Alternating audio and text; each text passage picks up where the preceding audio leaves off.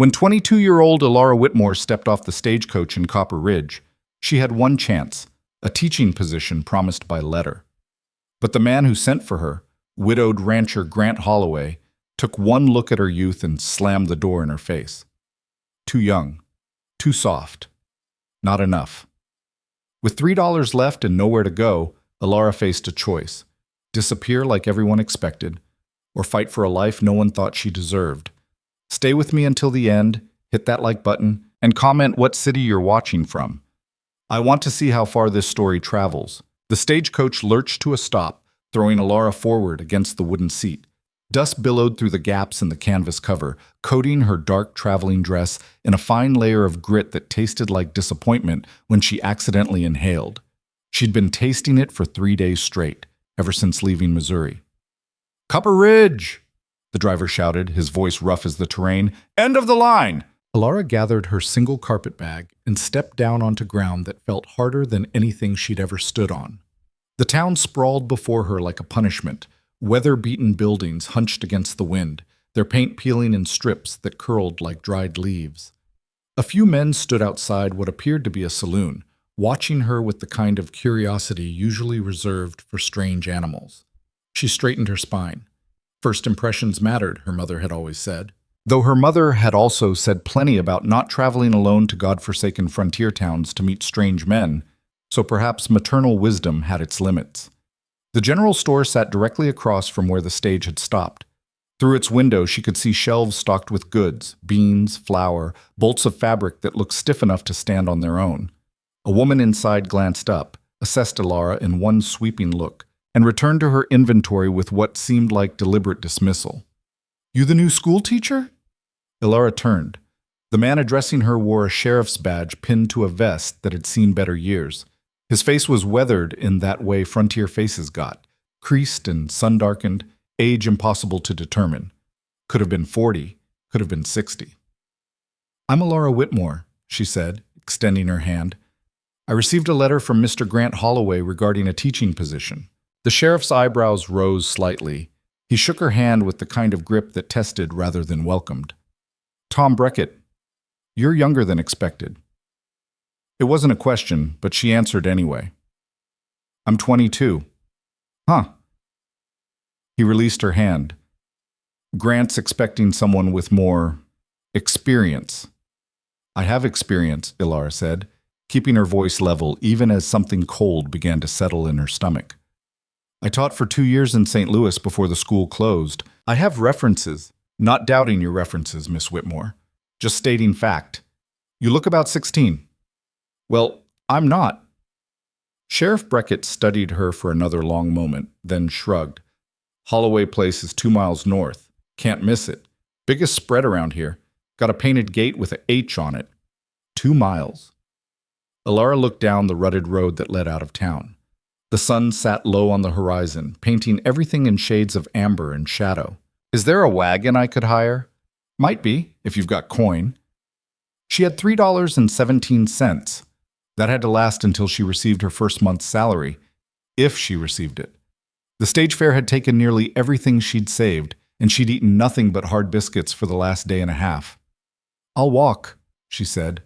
The sheriff's expression might have softened slightly. Hard to tell with all those creases. "Suit yourself. Word of advice, though, knock loud. Grant's hearing ain't what it used to be." He walked away before she could thank him, boots kicking up little clouds with each step. Elara watched him go, then hefted her carpet bag and started walking north. The road was exactly as bad as it looked, rutted from wagon wheels, studded with rocks that seemed specifically placed to turn ankles. Her boots, good leather, but made for city streets, protested with every step. Within half a mile, she could feel a blister forming on her left heel. The landscape stretched endlessly in all directions. Brown grass rippled in the wind, interrupted occasionally by clusters of scrub brush that looked dead, but probably weren't. Mountains rose in the distance, purple against the darkening sky. Beautiful, in a harsh sort of way. Like a painting someone had started but never quite finished. She thought about the letter she'd received 6 weeks ago. Brief, almost curt. Teaching position available, room and board included. Salary commensurate with experience. Reply if interested. It had been signed simply G. Holloway, Copper Ridge. She'd written back immediately, explained her qualifications, provided references from the headmaster at the St. Louis Academy for Girls, where she'd taught literature and mathematics. Received a one-line response. Position yours if you want it. Arrive before October. It was now October 3rd. The painted gate appeared just as the sun touched the horizon. The H was wrought iron, worked into an elaborate design that spoke of money and permanence. Beyond it, a long drive led to a house that sprawled across the landscape. 2 stories, wraparound porch, windows that caught the last light and threw it back like coins. Ilara's blister screamed with each step up that drive.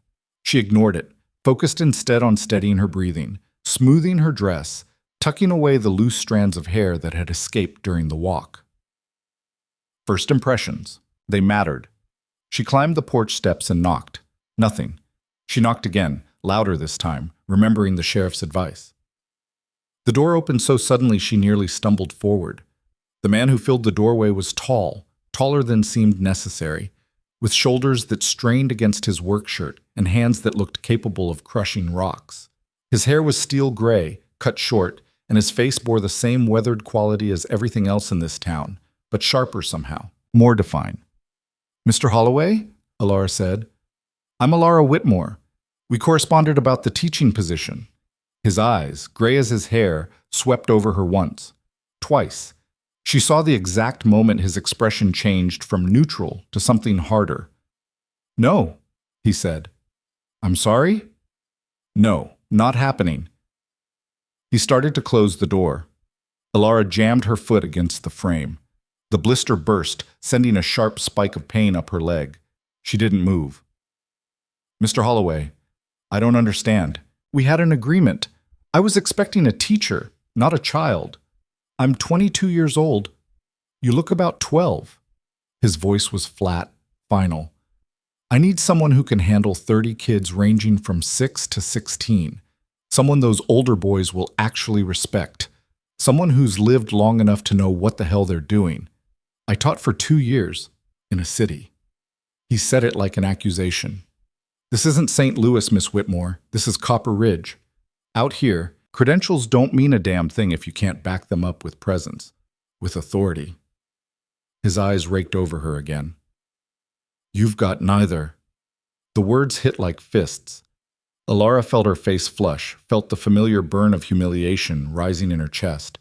She'd felt it before, when the headmaster at St. Louis had told her the school was closing because parents complained she was too young, too inexperienced, despite her results. When her own father had suggested she might be more suited to gentler pursuits. "You don't know anything about what I can do," she said quietly. "I know enough." Holloway pulled the door harder. "Go back where you came from. This was a mistake. I spent every dollar I had getting here. Not my problem." The door closed with a finality that echoed across the porch. Ilara stood there, foot still pressed against the wood, carpetbag growing heavier by the second.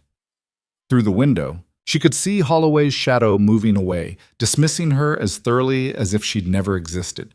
She wanted to kick the door, wanted to scream, wanted to collapse right there and let the exhaustion and disappointment crush her into something small enough to disappear. Instead, she picked up her bag and walked back down the drive. The sky had deepened to purple by the time she reached the road. Stars were beginning to appear, scattered across the darkness like spilled salt. The temperature had dropped at least 15 degrees. Her dress, appropriate for a warm October afternoon in Missouri, was entirely inadequate for a cold October evening in wherever the hell this was. She made it half a mile before she had to stop. The blister had gone from painful to excruciating, each step sending jolts up her leg that made her vision blur. She sat on a rock beside the road and pulled off her boot. Even in the gathering darkness, she could see the blood. Perfect. She tore a strip from her petticoat and wrapped it around her heel, then forced the boot back on. Stood. Started walking.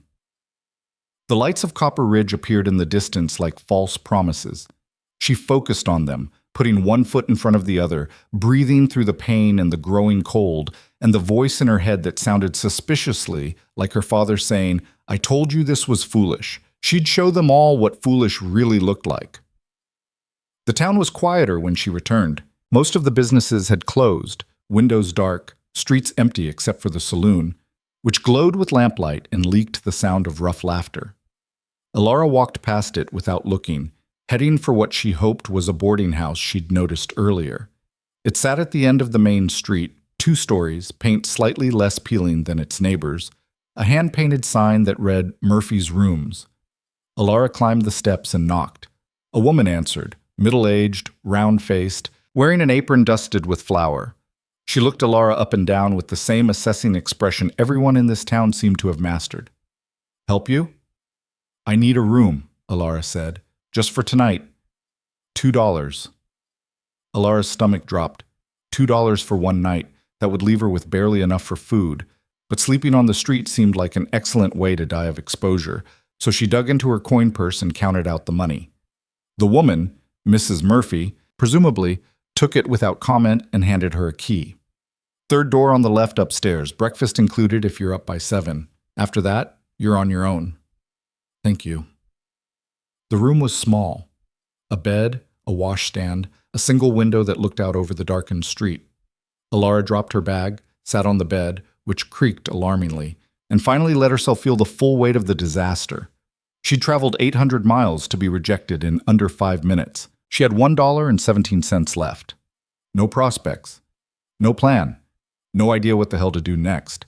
The smart thing would be to take the next stagecoach out. Go back to Missouri, admit defeat, live with her father and his endless disappointment until some appropriate man decided she was acceptable enough to marry. The thought made her physically ill. She stood, moved to the window, pressed her forehead against the cold glass. Below, the town stretched out in shadows and lamplight. Somewhere out there, Grant Holloway was probably eating dinner, comfortable in his certainty that he'd made the right decision. That she was too young, too soft, too not enough to matter. Alara pulled back from the window and began unpacking her bag with careful, deliberate movements. If she was going to fail, it wouldn't be because she gave up after one rejection. It would be because they dragged her out kicking. Morning came too early and too bright. Alara woke to sunlight streaming through the thin curtains and the sound of wagons rattling past on the street below. Her heel throbbed.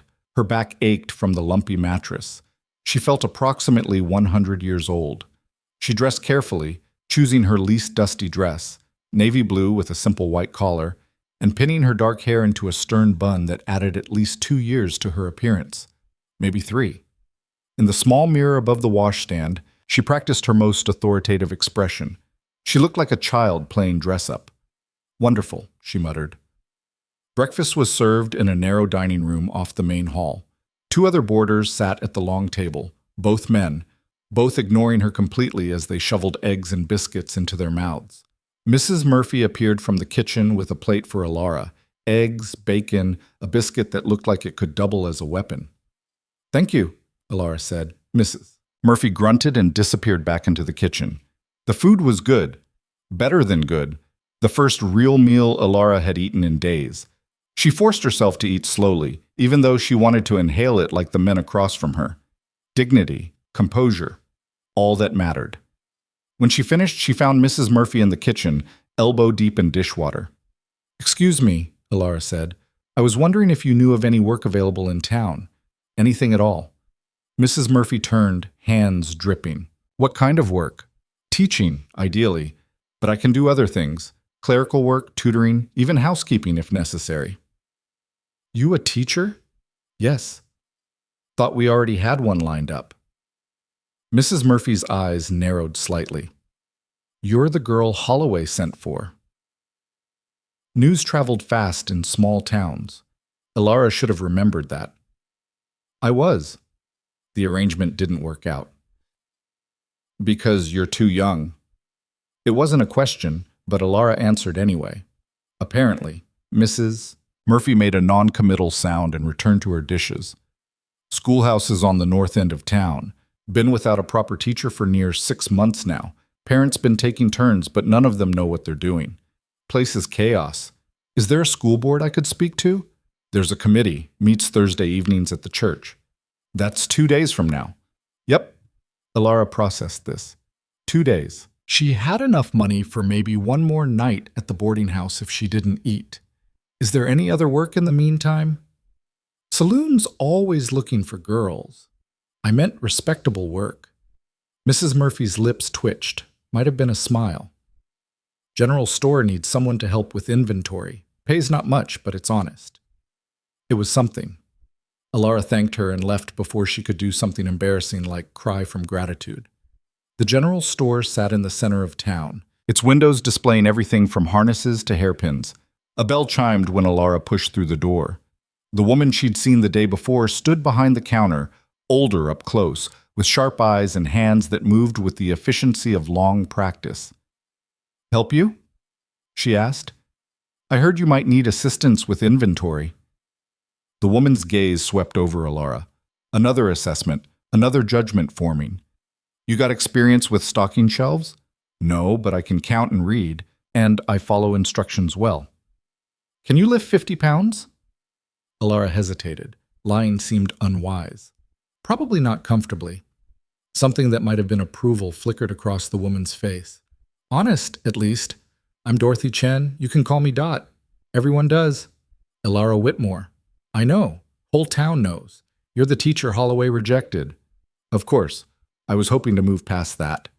"Good luck with that. This town's got a memory like an elephant and half the compassion." Dot pulled a ledger from beneath the counter. "I need someone to count stock and update records. Tedious work. Pays 50 cents a day." 50 cents wouldn't even cover another night at Murphy's, but it was better than nothing. "I'll take it. Start now. Backroom's a disaster. Sort everything by category. Count it. Write it down. Think you can handle that?" "Yes, ma'am." Dot's expression softened fractionally. "Don't ma'am me. Makes me feel ancient." She gestured toward a door behind the counter. "Supplies are in there. Come find me if you need anything." The back room was indeed a disaster. Boxes stacked haphazardly, barrels of flour and sugar sitting next to coils of rope and stacks of tin plates. No organization, no system, just chaos contained by four walls. Alara rolled up her sleeves and got to work. She worked through the morning and into the afternoon, stopping only when Dot brought her a sandwich and told her to eat before she collapsed. The work was mindless but satisfying, creating order from disorder, watching the ledger fill with neat columns of numbers and descriptions. Around 3 o'clock, the bell above the shop door chimed. Alara heard voices, Dot's and a man's, the latter deep and rough. "Appreciate you taking this on," the man was saying. "Haven't had time to get out here myself." "Well, someone had to handle it," Dot replied. "Speaking of which, I've got a girl in back doing inventory, doing a damn fine job of it, too." Footsteps approached the back room. Alara looked up from the barrel of nails she'd been counting. The man in the doorway wasn't Grant Holloway, but he had the same frontier-hardened look, tall, lean, wearing work clothes that had seen hard use. His face was younger than she'd expected from the voice, maybe mid-30s, with dark hair and eyes that went directly to hers with an intensity that made her straighten instinctively. "You're Alara Whitmore," he said. "I am." "Heard about what happened with Holloway." He stepped into the room, moving with the casual confidence of someone comfortable in his own skin. "I'm Caleb Ryder, run a smaller spread east of town." She wiped her dusty hands on her skirt. "Nice to meet you, Mr. Ryder." "Just Caleb." He glanced around the room, taking in her organization. "You did all this today?" "Most of it. Still have those crates to go through." She gestured to the far corner. Impressive. He looked back at her. "You really a teacher?" "Yes." "Holloway's an idiot." The blunt statement caught her off guard. She felt a surprised laugh bubble up, but managed to contain it to a smile. "That's, kind of you to say." "Not kind. True. Grant judges everything by how it looks on the surface. Misses what matters." Caleb picked up the ledger, flipped through it. "This is good work. Detailed." "Thank you." He set the ledger down. "School board meets Thursday. You planning to attend?" "I was considering it." "You should. Town needs a real teacher, not parents fumbling through McGuffey readers." He moved toward the door, then paused. "Advice? Don't apologize for being young. Makes them think you agree it's a problem. Before Alara could respond, he was gone. She heard him exchange a few more words with Dot, then the bell chimed and the shop fell quiet again. She stood there for a moment, replaying the conversation. The first person in this town who hadn't looked at her and immediately found her lacking. Interesting. She went back to counting nails. But Thursday evening arrived wrapped in cold wind and the smell of coming rain. Alara stood outside the church, watching people file in through the double doors. She'd spent the last 2 days working at the general store and asking careful questions about the school board. What she'd learned wasn't encouraging. The committee consisted of 5 members: Mayor John Strickland, Reverend Morris, business owner Dorothy Chen, rancher Grant Holloway, and a woman named Susan Hayes, whose husband ran the lumber mill. According to the whispered conversations Alara had overheard, they were deeply divided on most issues and unified only in their skepticism of anyone under 30. Perfect. She'd dressed in her most severe outfit, dark gray dress buttoned to her throat, hair pulled back so tightly it made her eyes water. In the window reflection, she looked like a governess from a cautionary tale. Good. She climbed the steps and entered the church. The main room had been rearranged for the meeting. Chairs faced a long table where the committee members sat in a row like judges. About 15 townspeople occupied the audience seats, parents, Alara assumed, interested in the education discussion. Every head turned when she walked in. She kept her spine straight, her expression neutral, and took a seat in the back row. Several people whispered to their neighbors. A woman 2 rows ahead actually turned fully around to stare. Alara stared back until the woman looked away. Mayor Strickland called the meeting to order, a formality, since everyone was already seated and watching Alara like she might spontaneously combust. He was a compact man with a politician's smile, wearing a suit that looked expensive but slightly outdated. First order of business, he said. The school situation. As you all know, we've been without a permanent teacher since April when Mrs. Henderson returned east to care for her mother. We've had parents rotating in to cover classes, but this arrangement isn't sustainable. Damn right it's not, someone muttered from the audience. We had arranged for a teacher to come out from St. Louis, the mayor continued. Miss Alara Whitmore. However, there have been complications. Grant Holloway leaned forward. Not complications. Realities. I interviewed Miss Whitmore when she arrived and determined she was unsuitable for the position. On what grounds?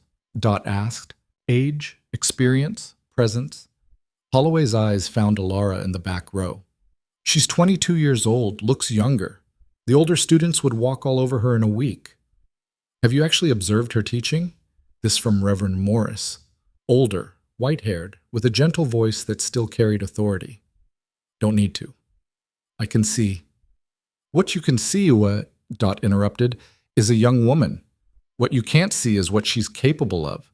I've had her working in my store this week. She's organized, meticulous, and handles difficult customers better than I do.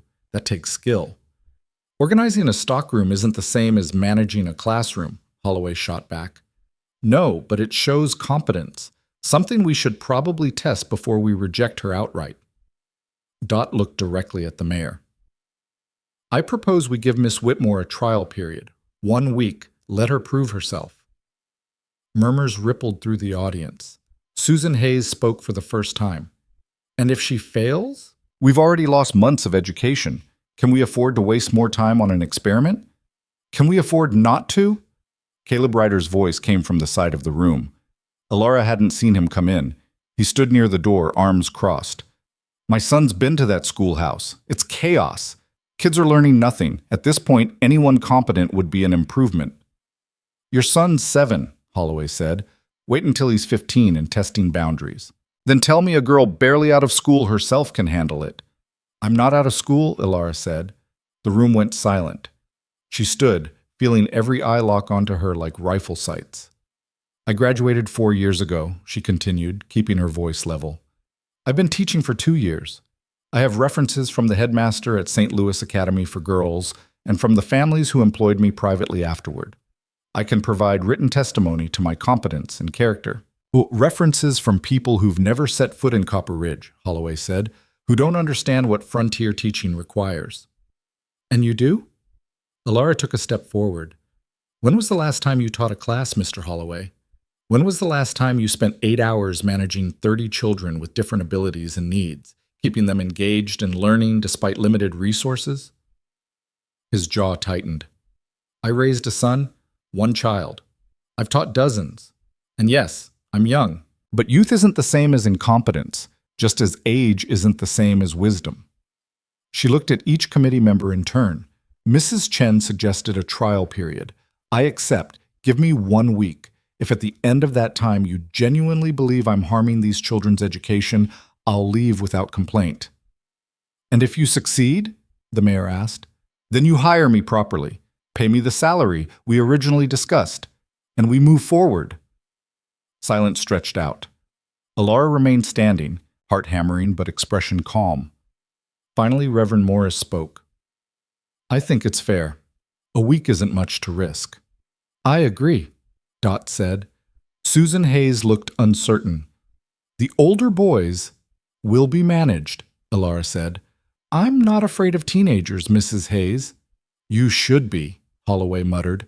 I'm not afraid of you either, Mr. Holloway, despite your best efforts. Someone in the audience made a sound that might have been a suppressed laugh. Holloway's face darkened, but before he could respond, the mayor cleared his throat. All in favor of a 1-week trial period for Miss Whitmore? 4 hands rose, everyone except Holloway. Motion carries. Miss Whitmore, you'll begin Monday morning. Classes start at 8 o'clock. Alara nodded, not trusting her voice. She sat down as the meeting moved on to other business. Something about road repairs, but she didn't hear any of it. Her pulse thundered in her ears.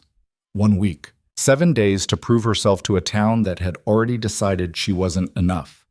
When the meeting ended, people filed out in clusters, throwing glances at her. Some curious, some skeptical, 1 or 2 that might have been encouraging. Alara stayed in her seat until most of them had gone. Caleb appeared beside her. That was brave. That was desperate. Sometimes they're the same thing. He tilted his head toward the door. Come on. I'll walk you back to Murphy's. You don't have to. I know. They walked in silence for a while. The night was cold and clear, stars scattered overhead like someone had shattered a mirror against the darkness.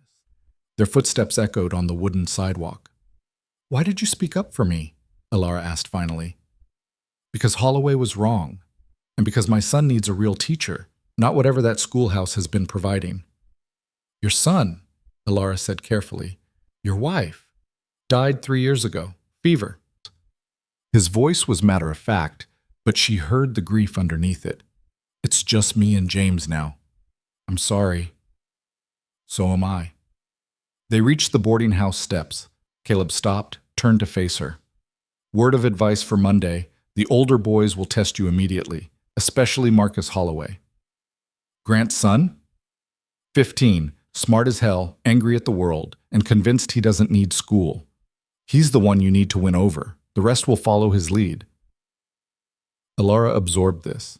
Any suggestions? Don't try to be their friend. Don't try to intimidate them. Just see them. Really see them. That's what they want, even if they don't know it. He tipped his hat. Good luck, Miss Whitmore. Alara. Alara then. And I'm Caleb, remember? She watched him walk away, a dark figure disappearing into the shadows between streetlights. Then she climbed the steps to her room and began planning how to survive the next 7 days. Sunday passed in a blur of preparation. Alara walked to the schoolhouse, a long, low building at the north end of town, and let herself in with the key the mayor had provided. Inside, she found exactly what she'd feared. Chaos. Desks arranged randomly, some facing the chalkboard, others at odd angles as if students had simply pushed them wherever. Books scattered across surfaces, spines cracked, pages torn. The chalkboard bore the remnants of multiple lessons, none erased fully, creating a palimpsest of confused education. She spent the day cleaning, organizing, creating some semblance of structure. Arranged desks in neat rows, sorted books by subject and level, washed the chalkboard until it gleamed, found teaching materials, maps, slates, primers, and organized them logically. By the time she finished, her back ached and her hands were filthy, but the room looked like a place where learning could happen. She stood at the front, imagining it full of students, 30 faces watching her, judging her, waiting for her to fail. She wouldn't. Monday morning, she arrived an hour early, built a fire in the potbelly stove to chase away the cold, wrote the day's schedule on the board in neat script, set out materials, steadied her breathing. At 7:50, the first students began to arrive. They came in clusters, younger children clinging to older siblings, everyone eyeing her with unconcealed curiosity. She greeted each one, asked their names, assigned them seats. Most complied without question. A few of the older students, boys naturally, slouched in their chairs with expressions of elaborate boredom. At 8 o'clock, 32 children sat before her, and in the back row, arms crossed and expression dark as a thundercloud, sat a boy who could only be Marcus Holloway. He had his father's gray eyes and the same hard set to his jaw. Alara closed the door and stood at the front of the room. "Good morning," she said. "My name is Miss Whitmore. I'll be your teacher this week. We're going to—" "Why just this week?" Marcus asked. The room went silent. Every eye swiveled between Alara and the boy in the back. She met his gaze steadily. "Because that's the trial period your school board established. Because you're too young to be a real teacher. Because the board wants to ensure I'm competent before making a permanent decision, which is reasonable." "De Freaks says you look about 12. I'm 22, old enough to have taught for 2 years in St. Louis, old enough to know when a student is trying to derail a class before it starts." She turned to the board. "Now, we're going to begin with arithmetic." "I don't need arithmetic," Marcus said. "I'm going to work my father's ranch. Don't need to know algebra to herd cattle." "You're right," Alara said. "You don't. You also don't need to know how to calculate compound interest when you eventually take a loan, or how to figure out exactly how much you're being cheated when a buyer offers you less than market value for your stock, or how to determine the optimal grazing rotation to prevent overuse of your pasture." She picked up a piece of chalk. "But if you'd rather remain ignorant of such things, by all means, you can sit there silently while I teach students who actually want to learn." Marcus's face flushed. Several of the younger students giggled. Alara turned back to the board and began writing problems. Behind her, she heard the scrape of a chair, footsteps heading toward the door. "Mr. Holloway," she said without turning around, "if you leave this classroom, don't come back. Not today, not this week, not ever.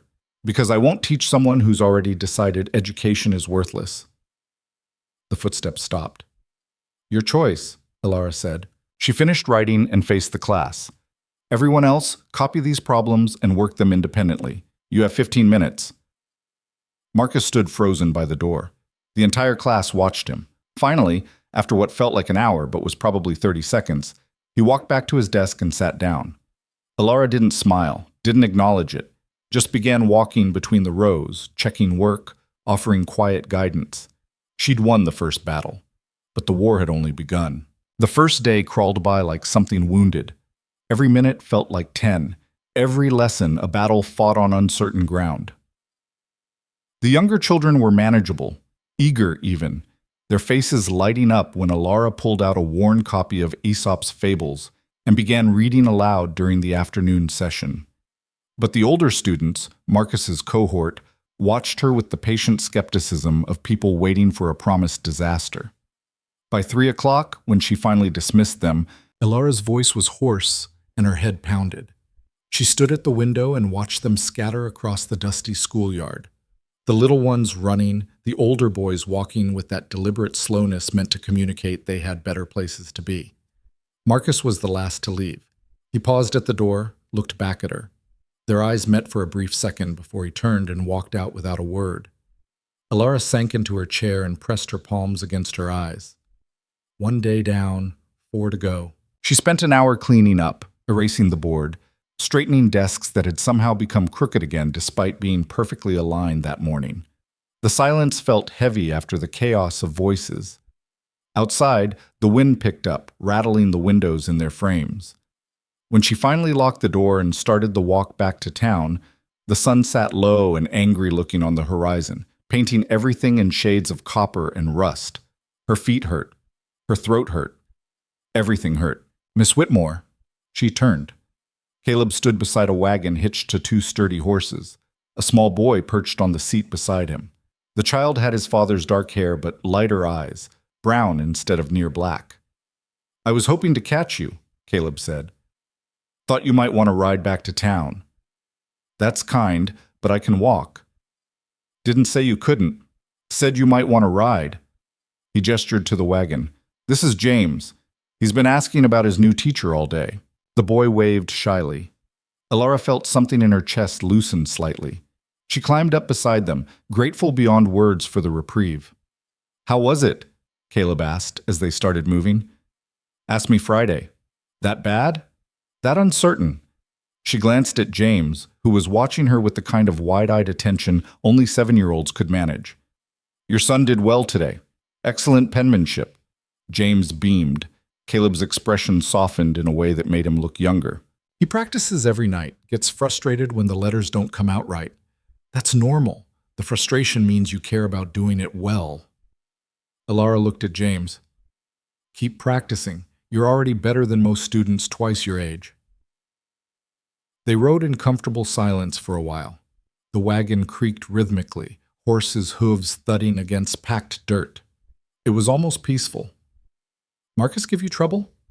Caleb asked quietly. "He tried. We reached an understanding." What kind of understanding?" "The kind where he stays in the classroom and I don't treat him like a child." Caleb made a sound that might have been approval. "Grant won't like that." "Grant doesn't like anything about me. One more item on the list won't make a difference." They reached Murphy's too soon. Alara climbed down, thanked them both. James waved enthusiastically as they pulled away. She watched until the wagon disappeared around a corner, then climbed the stairs to her room and collapsed onto the bed without bothering to remove her boots. Tomorrow would be day 2. She needed to be better, sharper, more present. She fell asleep planning lessons and woke before dawn with her dress wrinkled and her mind already racing. The second day started easier. Students arrived with less uncertainty, took their assigned seats without being told. Alara had prepared a geography lesson, pulled out the ancient wall map, and talked about the Oregon Trail, about the routes that brought people west, about the territories that were slowly becoming states. A girl named Sarah, maybe 13, with red hair and 2 neat braids, raised her hand. "My mama came west on a wagon train. Said it took 6 months and they nearly starved twice." "That's exactly the kind of story we need to hear," Alara said. "History isn't just dates and borders. It's people making impossible journeys because they believe something better waited on the other side." She looked around the room. "Anyone else have family stories about coming west?" Half the hands went up. For the next hour, Alara let them talk about grandparents who'd crossed the plains, parents who'd survived Indian attacks or cholera outbreaks, or winters that killed livestock and nearly killed people too. She wrote names and dates on the board, helped them trace routes on the map, turned their family histories into a living lesson. Even Marcus participated, though grudgingly. His grandfather had been one of the first ranchers in the territory, had claimed land when it was still wild and dangerous. There was pride in his voice when he talked about it, mixed with something that looked like grief. After lunch, Alara divided them into groups for a mathematics exercise, word problems based on real situations, calculating supplies for a wagon train, figuring out how many cattle you could run on a given acreage, working out the cost of building materials for a barn. She moved between groups, listening, correcting, guiding. The older boys had clustered together in the back corner. She heard Marcus explaining compound interest to a kid named Thomas, who looked completely lost. "You're teaching it wrong," Alara said, crouching beside their desks. Marcus's jaw tightened. "I'm teaching it how you showed us yesterday." "No, you're teaching it how you understood it yesterday. But Thomas learns differently than you do." She pulled out a blank slate. "Thomas, you work at your father's mill sometimes, right?" The boy nodded. "Okay. Let's say someone orders lumber and promises to pay in 6 months, but your father needs money now to buy more timber, so he goes to the bank and borrows against that future payment. The bank charges interest, let's say 5%. How much does your father actually end up with after the bank takes their cut?" She walked Thomas through it step by step, using numbers tied to things he understood. His face cleared. "Oh, so it's like the bank is buying the promise, but for less than it's worth." "Exactly." Marcus was watching her with an expression she couldn't quite read. That's not how you taught it yesterday. Yesterday I taught it the way it's written in the book. Today I'm teaching it the way Thomas needs to learn it. She stood. Different students need different approaches. That's not weakness. It's reality. She moved to the next group, but she could feel Marcus's eyes on her back. By the end of day 2, her voice had recovered somewhat, and her confidence had solidified into something that felt almost sustainable. Students were learning. Even the skeptical ones were participating. It wasn't perfect. A scuffle broke out during afternoon recess between 2 of the younger boys. One of the girls cried because she'd forgotten her lunch and was too proud to say anything until she nearly fainted from hunger. Marcus still radiated hostility like heat from a stove, but he was doing his work and participating in discussions. Progress. Slow and imperfect, but still progress. Wednesday morning brought rain, cold and relentless, drumming on the schoolhouse roof like impatient fingers. Students arrived soaked, shivering, tracking mud across the floor Ilara had scrubbed the night before. She built up the fire until the stove glowed red and the room turned humid with drying wool. "Everyone sit close to the stove," she said. "We'll work on penmanship while you warm up." "Penmanship's boring," someone muttered. "So is pneumonia." Ilara passed out slates. "Copy this passage. Focus on letter formation and spacing. Neatness counts."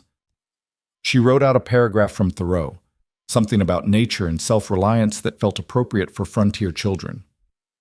They bent over their slates, breath fogging in the damp air, fingers clumsy with cold. Ilara walked the rows, correcting grips, adjusting postures. When she reached Marcus's desk, she found him staring at the slate without writing anything. "Problem?" she asked quietly. "This is stupid." "The exercise or the passage?" "Both." "Why?" He looked up at her, and for the first time she saw past the anger to something raw underneath. Because Thoreau never had to worry about whether his cattle would survive winter. Never had to watch his mother die because the nearest doctor was 3 days away. Easy to write about nature when you're sitting in a cabin with books and food and time to think. The room had gone quiet. Everyone was listening. Ilara pulled up a chair and sat beside Marcus's desk. "You're right," Thoreau wrote from privilege. He could afford to romanticize hardship because he'd never really faced it. She paused. "But that doesn't mean everything he wrote is worthless, just incomplete." "So why are we copying it?" "Because you need to learn to write clearly and legibly, and because even incomplete ideas can contain truth." She tapped the slate. "Copy it. Then tell me what parts he got wrong. In writing, full paragraph, proper grammar." Marcus stared at her. "Seriously?" "Completely. I want your critique, your real thoughts, not what you think I want to hear." She stood. "Due tomorrow." She saw something shift in his expression. Surprise, maybe, or the beginning of respect. He picked up his chalk and started writing. The rain continued through lunch. Ilara had planned outdoor games for recess, but settled instead for quiet reading time. She pulled out the only novel she'd found in the school's meager library, an ancient copy of Robinson Crusoe with half the pages missing, and began reading aloud. The children listened with the kind of focused silence that felt like a gift. Even the oldest ones, who'd probably heard the story before, leaned forward as she described the shipwreck, the deserted island, the struggle to survive. When she stopped at a particularly tense moment, someone groaned. "We'll continue tomorrow," Ilara said. "That's cruel," Sarah said, but she was smiling. After dismissal, Ilara stayed late again, drying the floor, organizing materials, preparing for Thursday. The rain had stopped, leaving everything clean-smelling and sharp. She locked the door just as the sun broke through the clouds, turning the puddles into scattered mirrors. "Miss Whitmore?" She turned. Grant Holloway stood beside his horse, reins in hand, expression unreadable. Her stomach tightened. "Mr. Holloway, heard you're making Marcus write essays. I'm making him think critically. The essay is just how he demonstrates it." Holloway was quiet for a long moment. "He tell you about his mother?" "No, he mentioned her in passing. She died 2 years ago, same fever that took Caleb Ryder's wife. Marcus was there when it happened. Held her hand while she—" He stopped, jaw working. "He's been angry ever since, at me. at the world, at everyone still breathing. Alara felt something shift in her understanding of the boy who sat in her classroom radiating hostility. I'm sorry, don't need your sympathy. Just, Holloway looked away, toward the mountains rising dark against the clearing sky. He's smart. Smarter than I was at his age, but he's convinced himself that nothing matters, that trying is pointless because everything ends anyway. That's not uncommon in grief. No, but it's killing him. Holloway's hands tightened on the reins. I don't know how to reach him anymore, don't know how to... He stopped again, shook his head. Just thought you should know, in case it helps. He mounted his horse and rode off before Alara could respond. She stood there watching him go, reframing everything she thought she knew about Grant Holloway and his rejection of her. Maybe it hadn't been about her at all. Maybe it had been about a father's desperate fear of failing his son again. Thursday brought clear skies and Marcus's essay. He dropped it on her desk without meeting her eyes, then slouched to his seat. Alara read it during lunch while students ate outside in the cold sunshine. The essay was good, better than good. Marcus had dissected Thoreau's ideas with surgical precision, pointing out the gaps between philosophy and reality, between theory and the lived experience of survival. His writing was clear, his arguments logical, his grammar nearly perfect. At the bottom, he'd added a postscript. Still don't see why penmanship matters if your ideas are sound, but I did it anyway. Alara smiled despite herself. That afternoon, she handed back the essay with comments in red ink. Across the top, she'd written, "Excellent analysis. Your argument about privilege and perspective is particularly strong. A-." Marcus stared at the grade. Why not an A? 2 spelling errors, and you ended a sentence with a preposition in the 3rd paragraph. That's it? That's it. Most teachers would have marked it down for disagreeing with the source material. I'm not most teachers. I care about how you think, not whether you agree with me. She moved to the front of the room. In fact, let's discuss this. Marcus, read your essay aloud. His eyes widened. What? You heard me? Read it. He looked like he wanted to argue, but something in her expression stopped him.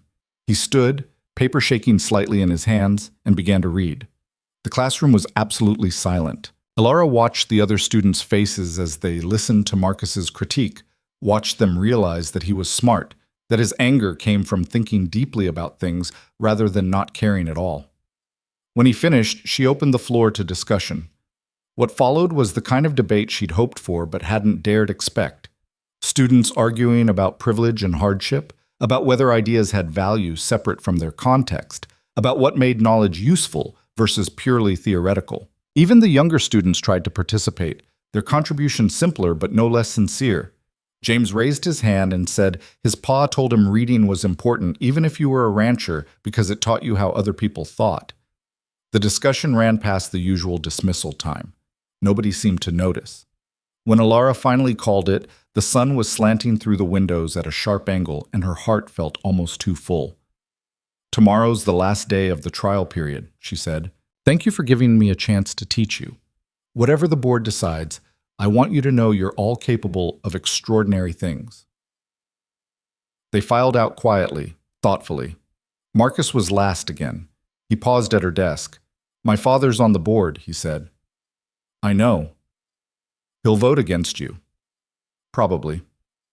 Marcus looked at her with those gray eyes that were so much like Grant's, but somehow entirely his own.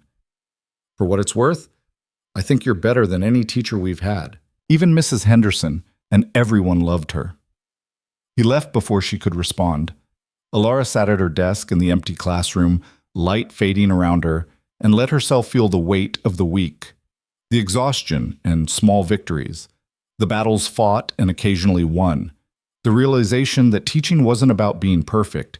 It was about showing up and trying and refusing to disappear when things got hard.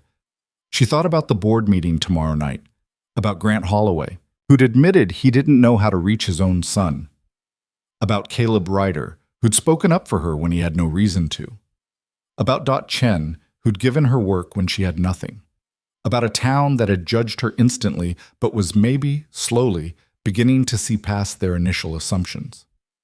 Friday arrived wrapped in frost. Alara woke early, dressed carefully, and walked to the schoolhouse through air so cold it hurt to breathe. Inside, she built the fire and prepared for the final day. Students arrived with an energy she hadn't seen before, excited, almost nervous. Sarah approached her desk before class started. "Miss Whitmore, we made something for you. You didn't have to. We wanted to." Sarah pulled out a piece of paper covered in signatures. Every student had signed it, along with messages written in various levels of handwriting competence. "Please stay. Best teacher ever. You make learning fun. Don't go." At the bottom, in Marcus's surprisingly elegant script, "Thank you for seeing us." Alara's throat tightened. "Thank you. All of you." She taught that last day with everything she had.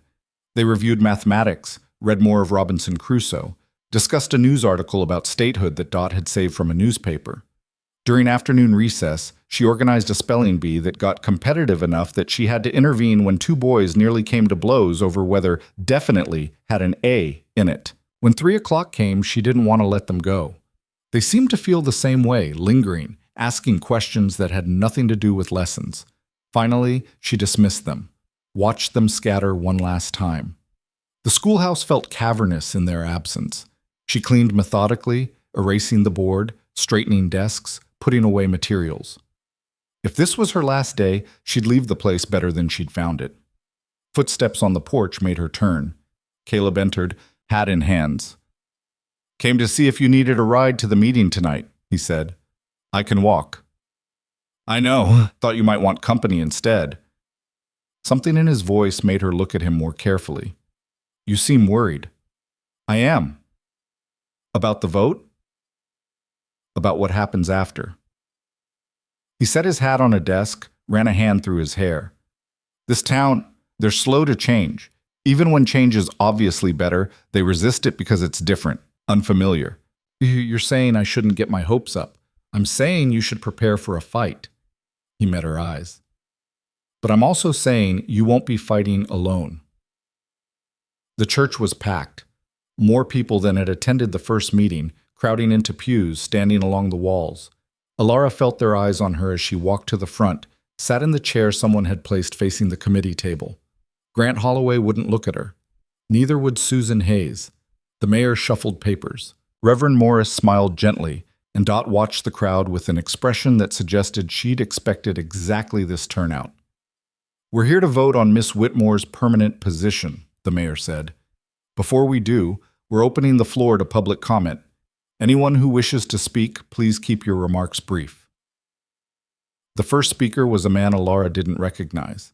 He stood, cleared his throat. "I got 3 kids in that school. All week they've come home talking about lessons. Actually excited. My youngest practiced her letters every night without being told. I don't care how old the teacher is if she can do that." A woman spoke next. "My son said she made them think. Not just memorize, but actually think about what they were learning. When's the last time we had that?" Another parent. "She handled my boys when they got into a fight. Didn't just punish them, made them explain what the fight was really about, made them work it out themselves. That takes skill." One by one, parents stood and spoke. Not all in her favor. Some echoed concerns about her age, her experience, whether she could maintain discipline long term, but more defended her than attacked. Then Marcus stood. The room went completely silent. Grant Holloway's head snapped up, eyes widening. "I'm probably not supposed to speak," Marcus said, voice steady despite his age. "But I'm going to anyway. Miss Whitmore's the first teacher who didn't treat me like I was stupid for being angry. First one who made me prove my arguments instead of just accepting what she said because she's the adult." He looked directly at his father. "She's better than anyone we've had. Better than anyone we're likely to get. And if you vote against her because she's young, you're making a mistake." He sat down. Grant stared at him like he'd never seen his son before. Caleb rose. "I'll keep this short. My son is learning. My son is happy. That's all that matters to me." Finally, Dot spoke without standing. "I've run a business in this town for 20 years. I know competence when I see it. Alara Whitmore is competent. She's also dedicated, creative, and willing to work harder than any of us have a right to expect. We'd be fools not to hire her permanently. The mayor called for the vote. All in favor of offering Miss Whitmore the permanent teaching position? Reverend Morris's hand went up immediately, then Dot's. Susan Hayes hesitated, looked at the crowd, raised hers. 3 votes. Grant Holloway sat motionless, jaw tight, hands flat on the table in front of him. The mayor raised his hand. That's 4. Motion carries. Alar's breath came out in a rush. 4. It passed. Then slowly Grant's hand lifted. Make it unanimous, he said quietly. The boy's right. I made a mistake. The room erupted. People talking, some applauding, others still objecting. Alara couldn't hear any of it over the pounding of her own heart. She'd done it. She'd stayed. She'd proven herself. She'd won. The mayor banged his gavel for order, announced her salary, more than she'd expected, and outlined the terms of her employment. She signed the contract with a hand that shook slightly. When the meeting ended, people swarmed her, parents shaking her hand, offering congratulations, a few still looking skeptical but accepting. Marcus appeared beside her. Told you you'd win, he said. You helped. Yeah, well, he shrugged, suddenly looking every bit the awkward 15-year-old he was. Don't make a big thing of it. Grant approached as Marcus walked away. Father and son's eyes met for a brief moment.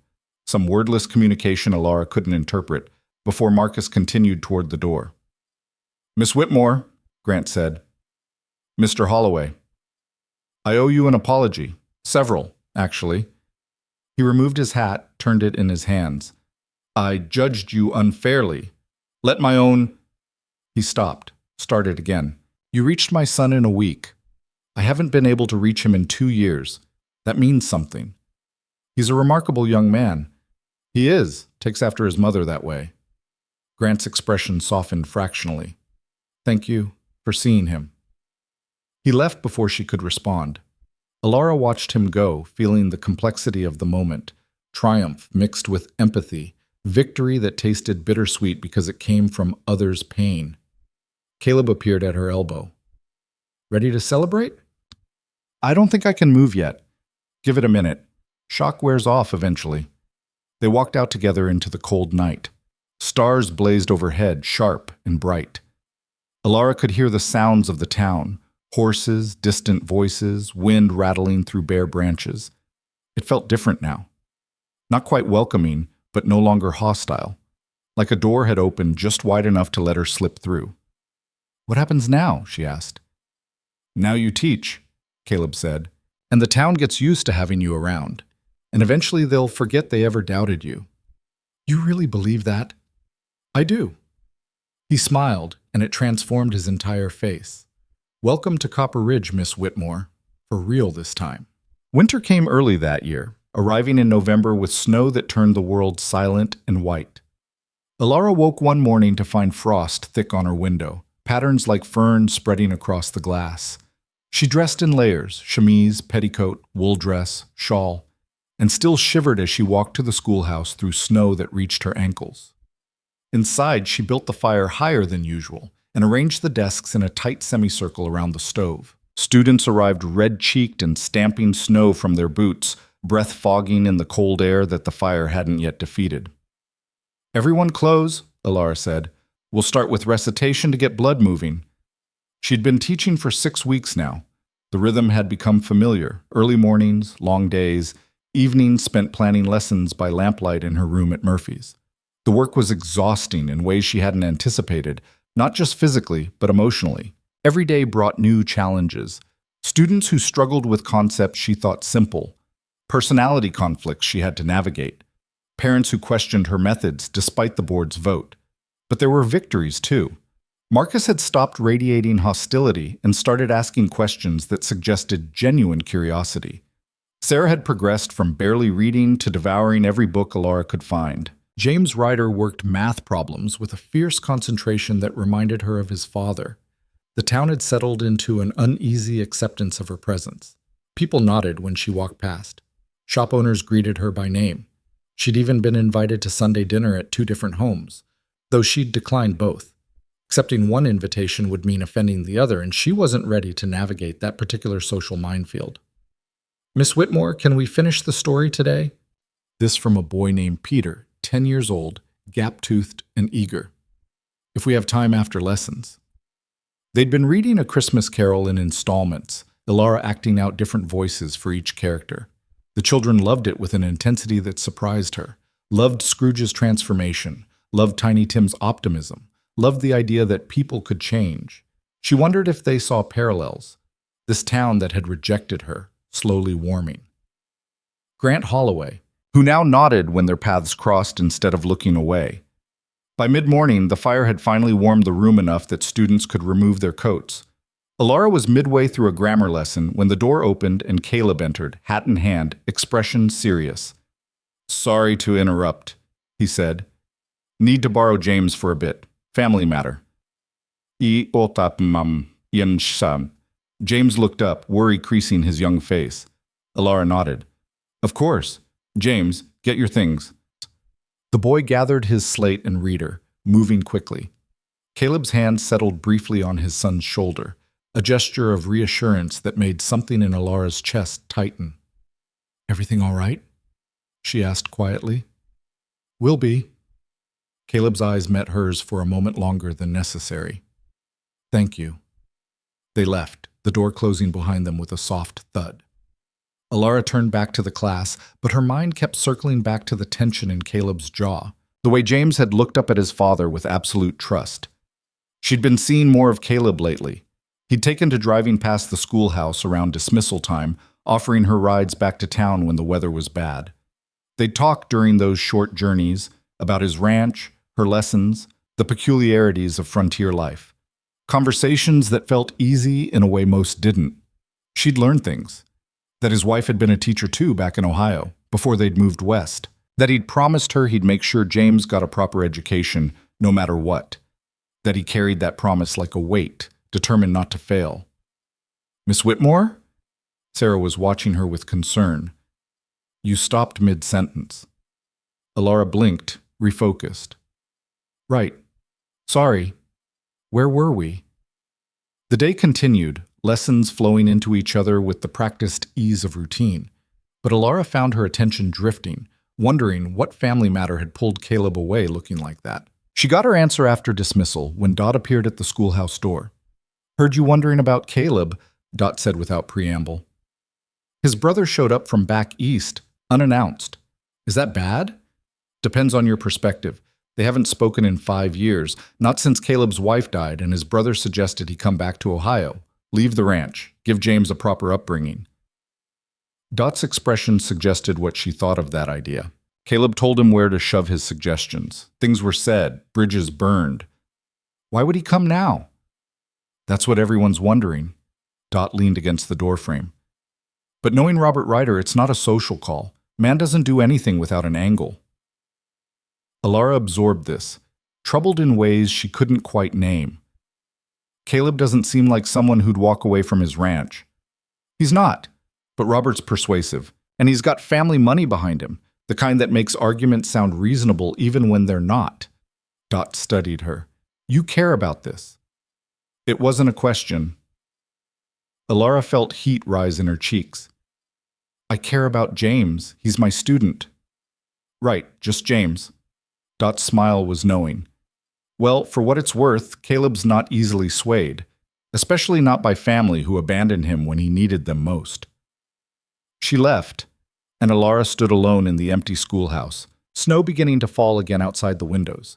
She told herself Dot was wrong, that her concern was purely professional, teacher worried about student. The lie felt thin even to her. That evening she sat in her room at Murphy's, trying to grade papers but finding her mind wandering. The snow had intensified, wind driving it against the windows in sheets. Somewhere below she could hear the muffled sounds of other boarders moving about, the creak of old wood settling. A knock on her door made her jump. "Miss Whitmore?" Mrs. Murphy's voice. "Someone here to see you." Ilara opened the door to find Caleb standing in the narrow hallway, snow still clinging to his coat and hat. He looked exhausted. "I apologize for the intrusion," he said, "but I needed to ask something. Come in, please." He hesitated, then stepped inside, removing his hat. "Mrs. Murphy's footsteps retreated down the hallway with deliberate slowness, close enough to overhear if she wanted. "James told me what you've been teaching them," Caleb said, "about critical thinking, about questioning assumptions. Is that a problem?" "No, it's—" He stopped, ran a hand through his hair. Snow melted in the warmth of the room, dripping onto the floor. "My brother wants me to send James back east, to a boarding school, says he'll pay for everything, give him opportunities we don't have out here." Alara's stomach dropped. "What did you tell him?" "That James belongs here, with me, on this land." His voice was firm, but she could hear the uncertainty underneath. "But Robert keeps pushing, says I'm being selfish, that my pride is more important than my son's future." "That's not true, isn't it?" Caleb looked at her, and the vulnerability in his expression nearly broke her heart. What if he's right? What if keeping James here, in a one-room schoolhouse with a teacher who's barely older than some of her students, what if that's limiting him? The words stung even though she knew they came from fear, not malice. "Do you trust me with your son's education?" "Yes, completely." "Then trust that I'm giving him what he needs, not what some Eastern boarding school thinks he should have, but actual knowledge he can use, skills that matter." She moved closer. "James is thriving, Caleb. I've taught in city schools. I know what they offer. And yes, they have more resources, more structure, but they also have rigid curricula that don't account for individual students. They have teachers managing 50 children in a class, unable to give anyone real attention. Robert doesn't know your son, doesn't know what he needs, doesn't know that James stays after school twice a week to practice penmanship because he wants to write letters to his mother's family and make sure they're perfect. That he helps younger students with arithmetic without being asked. That he's reading 2 years above his grade level because I challenge him and he rises to meet it." Caleb was quiet for a long moment. "He does all that?" "And more.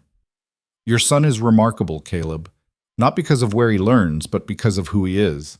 Because you've raised him to be curious and kind and determined." She took a breath. "Sending him away won't make him better. It'll just make him lonely." Something in his expression shifted. "Thank you." "For what?" "For seeing him, for—" He stopped, seemed to struggle with words. "My wife used to say that good teaching wasn't about filling heads with facts. It was about helping people become who they're meant to be. You do that." The compliment landed somewhere deep in her chest. "I try." "You succeed." He moved toward the door, then paused. "Robert's staying through Christmas. Wants to meet you, actually. See this teacher he keeps hearing about." "I'd be happy to meet him." "Don't be too sure. Robert can be—" Caleb searched for the word. "Challenging." "I've handled worse." His smile was brief but genuine. "I don't doubt it. Good night, Alara." He left, taking the warmth with him. Alara stood in the middle of her small room, listening to his footsteps fade down the stairs. The use of her first name echoed in her mind, familiar and intimate in a way that both thrilled and terrified her. She was falling for him. Had been for weeks, probably. The realization settled over her like the snow outside, quiet, inevitable, impossible to ignore. The next day brought Robert Ryder to the schoolhouse. He arrived during lunch, a tall man in an expensive coat that looked absurd in Copper Ridge, with Caleb's features rendered sharper and colder. His eyes swept the room with the kind of assessment that found everything wanting.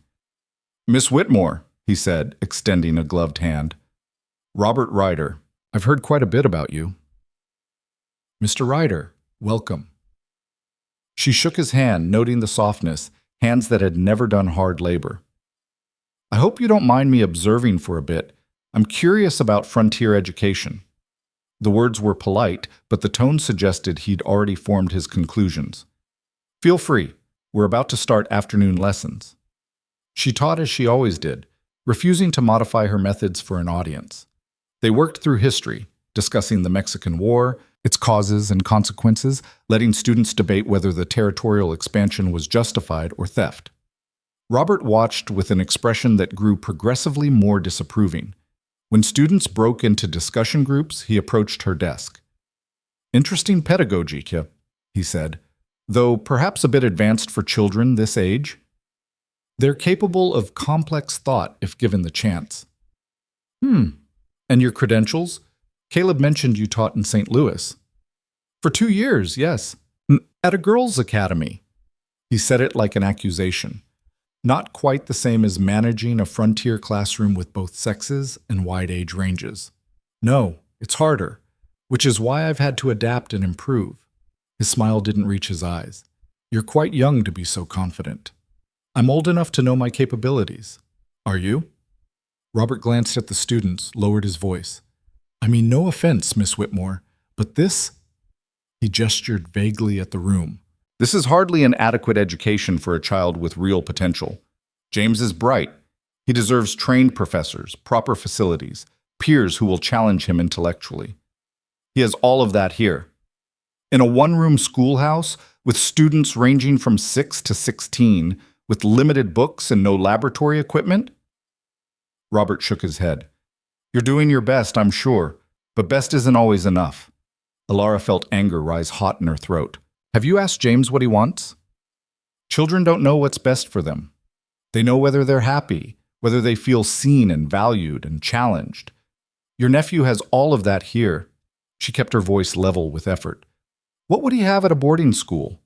Structure, yes, resources, certainly, but also isolation from his father, from the only home he's known, from the land his mother loved. His mother is dead. Robert's voice was flat. Sentiment won't educate him. Neither will pretending his grief doesn't exist. They stared at each other across her desk. Students were beginning to notice the tension, conversations faltering. I can see why my brother finds you compelling, Robert said finally.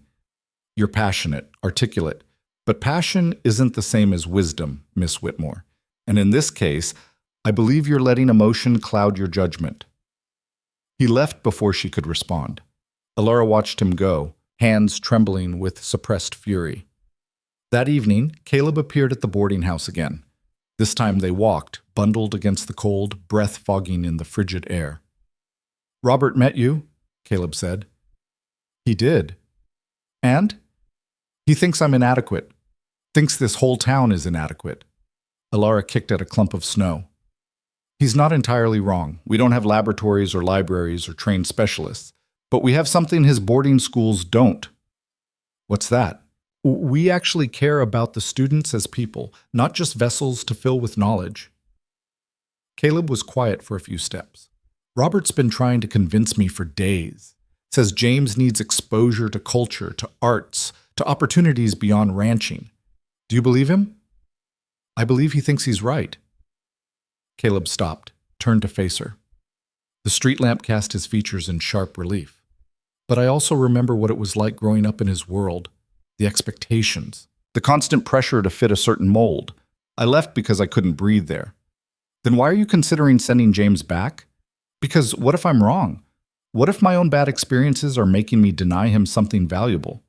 Or what if your experiences taught you exactly what children actually need? Alara moved closer, close enough to see the conflict in his eyes. James is happy here, Caleb. He's learning and growing and becoming himself. Not who Robert thinks he should be or who Eastern society expects, but who he actually is. Isn't that worth more than any credential? When you put it that way, that's the only way to put it. This isn't about resources or opportunities. It's about whether you trust yourself as a father. His expression cracked slightly. I don't know if I do. Not after He stopped, but she understood. After your wife died, she finished quietly. After you couldn't save her. I should have gotten her to a doctor sooner. Should have defied time and distance and winter weather. Caleb, you can't blame yourself for things beyond your control. Can I? His voice was raw. She was everything. And I failed her. What if I failed James too? Alara reached out without thinking, gripped his arm through the heavy coat. You won't. You're not. That man loves you completely. I see it every day. The way he talks about you. The way he tries to make you proud. You're not failing him. You're giving him exactly what he needs. A father who's present, who cares, who tries. Caleb looked down at where her hand rested on his arm. When he met her eyes again, something had shifted in his expression. How did you get so wise? I'm not wise, I'm just... She stopped, suddenly aware of how close they were standing, of the way he was looking at her. I'm just trying to help. You do help, more than you know. They stood like that for a moment that stretched too long, the cold forgotten. Then Caleb stepped back and the spell broke. I should get back. James is with the Holloways tonight. Marcus offered to help him with his reading. That's good. They're good for each other. Yeah. Caleb smiled slightly. Strange how things work out. A month ago, Marcus wouldn't help anyone. Now he's practically tutoring half the younger kids. People change when they're given reason to. They do. His eyes held hers. Thank you, Alara, for everything. He walked away into the darkness. Alara stood under the street lamp, heart pounding, trying to parse what had just happened, the moment between them, the almost that hung in the cold air. She was in trouble. Deep, complicated trouble. December arrived with more snow and a letter from the Territorial Education Board. Alara opened it in her room, hands shaking slightly as she unfolded the paper. It was a formal notice. An inspection would be conducted in 2 weeks, standard procedure for new teachers in remote locations. An inspector would observe classes, review records, interview students and parents, and provide a recommendation regarding her continued employment. Wonderful, Alara muttered. She showed the letter to Dot the next morning. The older woman read it, expression darkening. Who requested this? It doesn't say. Doesn't have to, I can guess. Dot handed the letter back. Robert Ryder's got connections. Territorial Governor's Office, Education Board, all of it. If he wanted to cause trouble, he'd request an inspection to find grounds for dismissal. Exactly. Dot's jaw tightened. That man's determined to get James away from here, and you're the obstacle. Alara felt cold that had nothing to do with winter. Can they dismiss me? Even after the town voted? If the inspector finds your teaching inadequate, they can override local decisions. It's rare, but it happens. Then I need to be perfect. You need to be yourself, because if they're looking for reasons to dismiss you, they'll find them regardless. Might as well go down being honest. It wasn't reassuring, but it was probably true. The next 2 weeks passed in a blur of preparation. Alara organized her records, made lesson plans detailed enough to satisfy any bureaucrat, prepared students for the possibility of being interviewed. She tried not to let the stress show, but she could feel it building, pressure behind her eyes, tension in her shoulders that wouldn't release. Caleb noticed. You're working too hard, he said one evening when he found her at the schoolhouse, well past dark, still grading papers by lamplight. I need to be ready. You're already ready. You're an excellent teacher. Excellence might not be enough if Robert's poisoned the well. Caleb's expression hardened. My brother doesn't speak for this town. No, but he speaks for people who have power over my employment. Alara set down her pen, rubbed her eyes. I can't lose this, Caleb. This job, this place. It's the first time I've felt like I belong somewhere. Then we won't let them take it. He moved closer, and she could smell snow and leather and something uniquely him. Whatever the inspector asks, whatever they look for, will show them the truth. That you're exactly what these children need. What if the truth isn't good enough? It will be. His hand covered hers on the desk. Trust me. She did. That was the terrifying part. The inspector arrived on a Thursday, a severe-looking woman named Mrs. Adelaide Crawford, who wore black from head to toe and carried a leather portfolio thick with papers. She introduced herself with the warmth of a winter storm and immediately began scrutinizing everything: the classroom organization, the lesson schedule written on the board, the condition of the books. Your students, she said. How many? 32 currently, ages 6 through 16. Mrs. Crawford made a note. And you manage all grade levels simultaneously? I differentiate instruction based on ability and age. Younger students work on fundamentals while older students tackle more complex material. Another note. I'll need to observe several lessons. Review your record keeping. Interview a selection of students and parents. Of course.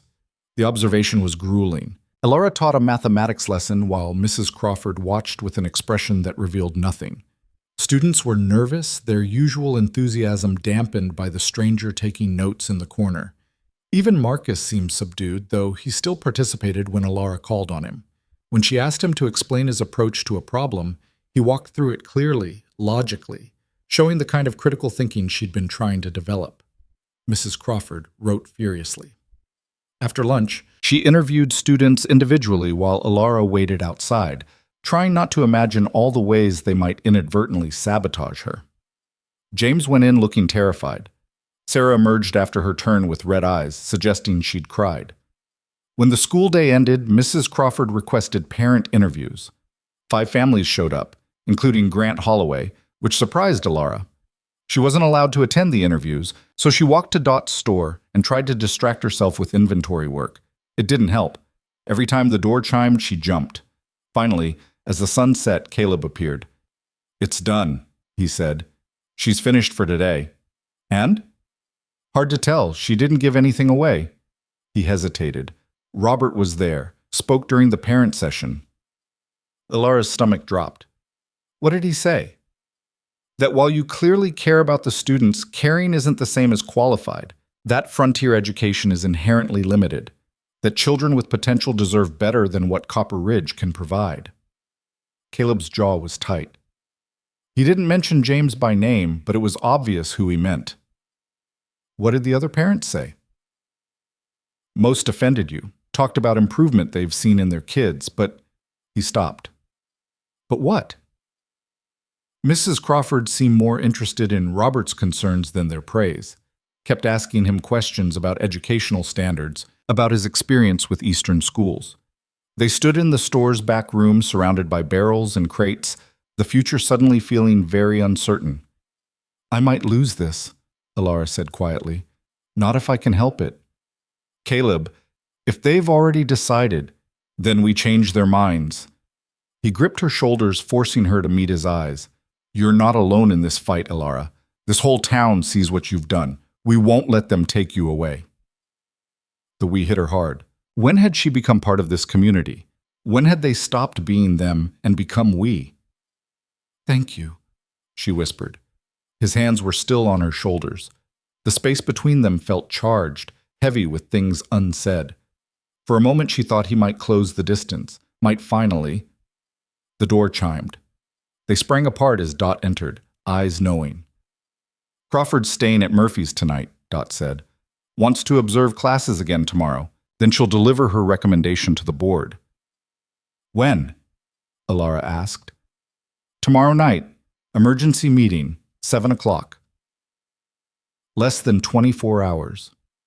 Elara felt the weight of it settle over her like the snow outside, cold and suffocating and impossible to escape. That night she barely slept. Lay in her narrow bed at Murphy's, listening to the wind rattle the windows, replaying every moment of the inspection in her mind.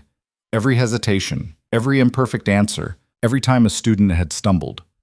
Morning came gray and unwelcome. She dressed carefully, chose her most professional outfit, pinned her hair with shaking hands. The second day of observation was worse than the first. Mrs. Crawford watched everything with those sharp eyes, making notes that could mean anything. During a history discussion, Marcus challenged Elara on a point about westward expansion, argued that it was conquest, not destiny, and she encouraged the debate rather than shutting it down. Mrs. Crawford's pen scratched across paper. At afternoon dismissal, the inspector announced she had enough information. She would compile her report and present it to the board that evening. "Thank you for your cooperation, Miss Whitmore," she said, tone revealing nothing. Students lingered after she left, sensing Elara's distress. "Did we do okay?" Sarah asked. "You did wonderfully." "Then why do you look sad?" "Because sometimes wonderful isn't enough," Elara wanted to say. "Because the world doesn't always reward merit. Because powerful people with agendas can destroy things they don't understand." "I'm just tired," she said instead. "Go on home. I'll see you Monday." If there was a Monday. She stayed at the schoolhouse until the shadows grew long, then forced herself to walk to the church. Better to face the verdict than hide from it. The church was packed again, more people than even the first vote. Alara saw familiar faces: Dot, Caleb with James beside him, Grant and Marcus Holloway, parents who'd defended her, parents who'd remained skeptical. And in the front row, looking satisfied, sat Robert Ryder. Mrs. Crawford stood before the committee table, portfolio open. Mayor Strickland called the meeting to order. Mrs. Crawford has completed her inspection of Miss Whitmore's teaching, he said. She'll now present her findings. The inspector cleared her throat. I've observed classes, reviewed records, and interviewed students and parents. My assessment is as follows. Alara's heart hammered so hard she could barely hear. Miss Whitmore demonstrates adequate knowledge of her subjects and maintains reasonable classroom discipline. Her students show basic competency in arithmetic and reading. The physical facility is clean and organized. Adequate, basic, reasonable. Each word landed like a stone. However, Mrs. Crawford continued, I have significant concerns about her pedagogical approach. She encourages excessive debate and critical questioning, which, while intellectually stimulating, may undermine respect for authority and established knowledge. Her differentiated instruction, while well-intentioned, results in older students receiving insufficient challenge while younger students are occasionally overwhelmed. That's not true, I must say, someone said. Alara couldn't see who. Mrs. Crawford ignored the interruption. Furthermore, her youth and limited experience raise questions about her ability to command respect and maintain discipline long-term. While current students appear cooperative, this may not persist as they mature and test boundaries. My son's been testing boundaries since he could walk, a parent called out. Miss Whitmore handles it fine. Anecdotal evidence isn't sufficient basis for educational policy, Mrs. Crawford said coldly. My recommendation, based on territorial standards and best practices, is that Miss Whitmore's position be reviewed. The town should consider recruiting a more experienced teacher for the upcoming term. The room erupted. Alara sat frozen, the words echoing in her head. Reviewed. More experienced. Not a direct dismissal, but close enough. Robert was smiling. Mayor Strickland banged his gavel. Order! Let Mrs. Crawford finish. There's nothing more to say, the inspector said. My written report will be filed with the Territorial Education Board. The decision ultimately rests with this committee and the community, but I strongly advise considering alternatives. She sat down. Silence fell, heavy and oppressive. Then Grant Holloway stood. Every eye in the church turned to Grant Holloway. He stood slowly, deliberately, like a man who'd thought long and hard about what he was about to say. Marcus watched his father with an expression Alara couldn't quite read. Hope mixed with something that looked like fear. Mrs. Crawford, Grant said, his voice carrying easily in the sudden quiet. You say Miss Whitmore encourages excessive debate, that she undermines respect for authority. That's correct. And you consider that a weakness? I do. Students need structure, not confusion. Grant nodded slowly. 6 months ago, my son stopped coming to meals. Stopped talking to me about anything that mattered. Spent every evening in his room, angry at the world and everyone in it. I didn't know how to reach him anymore. He paused, looked at Marcus. Then Miss Whitmore arrived. And within 2 weeks, that same boy was sitting at the dinner table telling me about an essay he'd written, about ideas he'd had, about questions he wanted answers to. Anecdotal evidence, Mrs. Crawford began. I'm not finished. Grant's tone was sharp enough to silence her. You want to talk about respect for authority? My son respects Miss Whitmore more than he's respected any adult in 2 years. Not because she demands it, but because she earns it, every single day. Mr. Holloway, I understand your personal gratitude, but educational standards. Grant's laugh was bitter. You want to know about standards? I rejected Miss Whitmore when she first arrived, told her she was too young, too inexperienced, not enough. I was wrong, dead wrong, and I've spent the last 3 months watching her prove exactly how wrong I was. He stepped into the aisle, moved closer to the committee table. She doesn't just teach these children facts. She teaches them how to think, how to question, how to defend their ideas and consider others. That's not undermining authority. That's preparing them for a world that's going to demand those exact skills. Mrs. Crawford's expression remained impassive. Your opinion is noted. However, it's not just his opinion. Caleb stood, James beside him. My son reads above his grade level now, works mathematics problems for fun, stays after school because he wants to learn, not because he has to.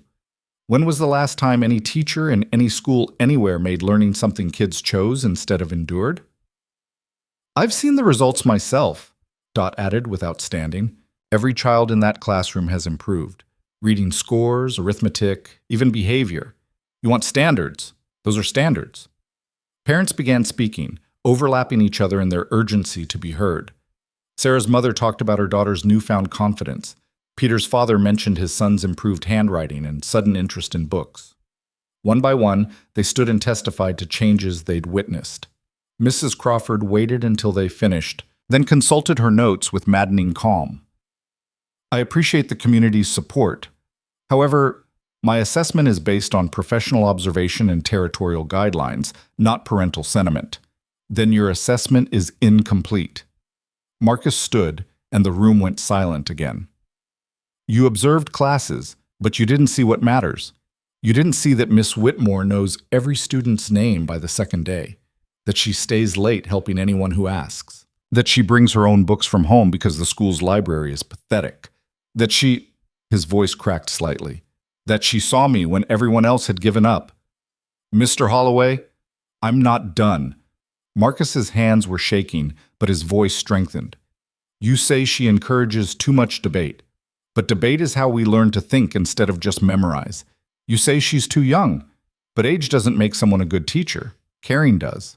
Trying does. Showing up every day and refusing to quit even when people like you come here looking for reasons to dismiss her. Robert stood abruptly. This is all very touching, but emotion isn't education. These children deserve qualified instruction, not a well-meaning amateur who— Who what? Caleb's voice was cold. Who cares more about James's actual growth than checking boxes on a form? Who adapts her teaching because real students have real differences? You want to talk about qualified instruction, Robert? You haven't set foot in a classroom in your life. You don't know the first thing about what these children need. I know they need more than Copper Ridge can provide, Robert shot back. I know they need exposure to culture, to arts, to opportunities beyond this, he gestured dismissively. This isolated frontier settlement. They need a teacher who sees them as people, Alara said quietly. She hadn't meant to speak, but the words came anyway. She stood, facing Robert across the crowded room, not as projects or investments or opportunities, as children who are already complete human beings, not empty vessels waiting to be filled with whatever you think is valuable. Miss Whitmore, I'm young, yes, inexperienced by your standards, but I know my students. I know that Sarah writes poetry in her margins when she thinks I'm not looking, that Marcus has read every history book in this town and half the ones I brought from St. Louis, that James works twice as hard as necessary because he promised his mother he'd make her proud. Her voice steadied as she spoke. I know their fears and hopes and what makes each of them understand a concept that confused them 5 minutes earlier. That's not sentiment, Mrs. Crawford. That's teaching. It's still not sufficient. Why not? The question came from Reverend Morris, who'd been silent until now.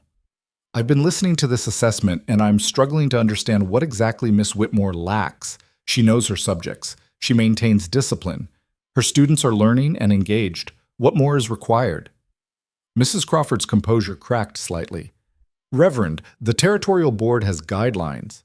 I know the guidelines. I helped write some of them. Morris leaned forward. And nowhere in those guidelines does it say that youth disqualifies competence. Nowhere does it suggest that encouraging critical thought is inappropriate. If anything, it recommends exactly the kind of differentiated, student-centered instruction Miss Whitmore provides. The board's concerns, Morris interrupted gently, or Mr. Ryder's, because I'm finding it difficult to separate the two. Robert's face flushed. My concerns are legitimate. Your nephew deserves to stay with his father in the home his mother loved, Grant said flatly. And if you can't see that, then your judgment on education is as flawed as your judgment on family. The two men stared at each other across the church. Years of unspoken conflict hung between them, grief and guilt and competing versions of what was best.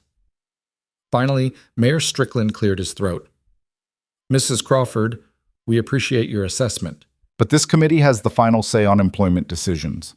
We'll need to vote.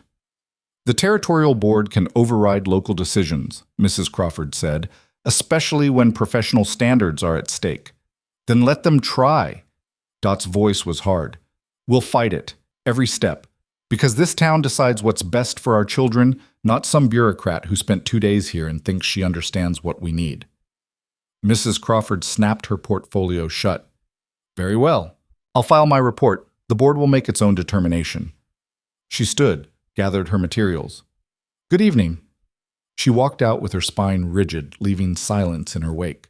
After a moment, Robert followed her. The mayor exhaled slowly.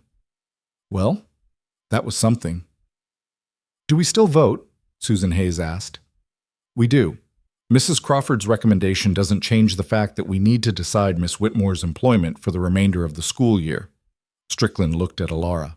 Though I suspect the outcome is clear. All in favor of retaining Miss Whitmore as teacher? Reverend Morris asked. Every committee member's hand went up. Even Susan Hayes, who'd been skeptical from the start, raised hers without hesitation. Unanimous, the mayor said. Miss Whitmore, you're rehired, assuming the territorial board doesn't interfere. What are the chances they will? Alara asked. Honestly, depends on how much influence Robert has, and how badly he wants to make trouble. Strickland's expression was grim. Could go either way. The meeting dissolved into conversation. Parents approached Alara, offering support, promising to write letters to the territorial board if needed. She thanked them numbly, still processing what had just happened. Grant appeared beside her. That was brave, speaking up like that. I was terrified. Didn't show. He paused. Thank you for what you've done for Marcus, for seeing past the anger to who he actually is. He made it easy. He's remarkable. He is. Takes after his mother. Grant's voice roughened. She'd have liked you, would have appreciated someone who fights for what matters. He walked away before Alara could respond, joining Marcus near the door. She saw them exchange words, saw the boy's defensive posture soften slightly. Not reconciliation, not yet, but maybe the beginning of one. Caleb waited until most of the crowd had dispersed before approaching. James had fallen asleep on a pew, head pillowed on his coat. That was intense, he said. That's one word for it. You handled it well. I stood there while everyone else fought for me. Alara felt the adrenaline draining away, leaving exhaustion in its wake. I should have done more. You did exactly enough. Sometimes letting people fight for you is the bravest thing you can do. He glanced at his sleeping son. I should get him home. But, Alara, he paused, seemed to struggle with words. Whatever happens with the territorial board, whatever Robert tries to do, you're not facing it alone. You understand that? She did. The realization made her throat tight. Thank you. Stop thanking me. He stopped, started again. You're important. To James. To this town. To... Another pause, this one loaded with meaning. Just know that we're in this with you. He gathered his sleeping son and left. Alara stood in the empty church, listening to the wind outside, trying to sort through the tangle of emotions, relief and fear, and something warm that had nothing to do with the fight they'd just won. She was in love with Caleb Ryder. The knowledge settled into her bones like certainty, and from the way he'd stumbled over his words, the way he looked at her when he thought she wasn't watching, he might feel the same. It terrified her. The next 2 weeks passed in uneasy tension. Classes continued. Students may be a bit more attentive after witnessing the battle fought on their behalf. Marcus brought her a new book, a collection of Ralph Waldo Emerson's essays, expensive enough that it must have cost significant money. Thought you might like it, he said awkwardly. Since you like that transcendentalist stuff. Marcus, this is too much. It's not. He shifted his weight. You helped me. Let me say thank you. She accepted the book, touched beyond words. Robert had left town the day after the meeting, but his presence lingered like smoke. Every day Alara expected a letter from the territorial board, Some official notice of dismissal or investigation. None came, but the waiting was its own torture. Caleb started showing up at the schoolhouse more regularly, sometimes with legitimate reasons. James forgot his lunch, or Caleb needed to drop off firewood, sometimes with thin excuses that made Dot raise her eyebrows knowingly when she heard about them. They'd fall into conversation, talk stretching longer than necessary, about teaching, ranching, the peculiar isolation of frontier life, about things that mattered and things that didn't. The conversations felt easy in a way that made Alara simultaneously comfortable and terrified. One evening, a week before Christmas, Caleb asked if she'd like to see his ranch. "James has been asking," he said. "Wants to show you his horse." "Just James asking?" His smile was crooked. "Well, I might have some interest in showing you around too." She went, rode in the wagon with James chattering excitedly between them, pointing out landmarks she'd seen a dozen times, but pretending they were new because his enthusiasm was infectious. The Ryder Ranch was smaller than Grant's spread, but well-maintained. A house that showed signs of recent repair, a barn with straight walls, fences that actually contained livestock. Everything spoke of a man who took pride in his work. James dragged her to the barn to meet his horse, a gentle mare named Clover, who tolerated the boy's affection with patient grace. Alara watched them together, saw the love between father and son, and felt something ache in her chest. "He's lucky to have you," she said as they walked back to the house. "I'm the lucky one." Caleb's hand brushed hers, maybe accidentally, maybe not. "After Sarah died, I thought—" He stopped, started again. "I thought that was it. That I'd just exist until James was grown, then figure out what came next. But lately I've been thinking maybe there could be more." "More what?" He looked at her, and the weight of his gaze made her breath catch. "Just more. Life beyond survival, reasons to look forward instead of back." They stood there in the cold, frost glittering on the ground around them, something unspoken hanging between them like a promise neither quite dared to make. "I should—" Alara gestured vaguely toward town. "I have lessons to plan." "Right, of course." But neither of them moved. Finally, James called from the house that he was freezing, and the spell broke. Caleb drove her back to town through darkness that felt heavier than usual, silence comfortable but charged with possibility. The letter arrived 3 days before Christmas. Alara found it slipped under her door at Murphy's, official territorial board letterhead, her name written in precise script. Her hands shook as she opened it. "Miss Alara Whitmore," it began. "Following Mrs. Adelaide Crawford's inspection and subsequent report, the Territorial Education Board has reviewed your employment status at Copper Ridge School. After careful consideration of all available evidence, including Mrs. Crawford's professional assessment and community input received via written correspondence, we have reached the following determination." Alara's vision blurred. She forced herself to focus, to read the next paragraph. "While Mrs. Crawford raised legitimate concerns regarding pedagogical approach and experience level, we note that multiple community members have provided testimonials supporting your effectiveness. Additionally, Reverend Morris of the Copper Ridge School Committee submitted documentation of student progress that suggests positive educational outcomes." She held her breath. "Therefore, the board has decided to permit your continued employment on a probationary basis. A follow-up inspection will be conducted in 6 months to assess ongoing performance. Failure to meet territorial standards at that time will result in immediate dismissal and possible restriction from teaching in this territory." Alara read it twice, then a third time, making sure she understood. Not a full endorsement, but not dismissal either. A reprieve, conditional and tenuous, but still a chance. She should have felt relieved. Instead, she felt the weight of 6 more months hanging over her head. 6 months of proving herself all over again. 6 months of looking over her shoulder, wondering when the next attack would come. She walked to the church, found Reverend Morris in his small office behind the sanctuary. "You wrote to the board?" she said. "I did. Sent documentation of every student's progress from the last 3 months, test scores, writing samples, mathematics assessments. Hard to argue with results." He smiled gently. "How are you holding up?" "I don't know. Grateful. Exhausted. Scared." Understandable. This has been quite the trial. Why? The question burst out before she could stop it. Why go through all this trouble for me? You barely know me. Morris leaned back in his chair, considering. Because I've been in education for 40 years. I've seen hundreds of teachers come and go. And in all that time, I've met maybe a dozen who truly understood what teaching was supposed to be. You're one of them. He paused. Also, I don't appreciate outsiders trying to dictate what this community needs. Robert Ryder has no business interfering here. He's just trying to help his nephew. He's trying to salve his own guilt. He wasn't here when Sarah died, didn't come to the funeral, sent money instead of support. Morris's expression hardened. Now he wants to fix things by taking James away, and he's willing to destroy you to do it. I can't abide that. Alara felt tears threaten. Thank you for fighting for me.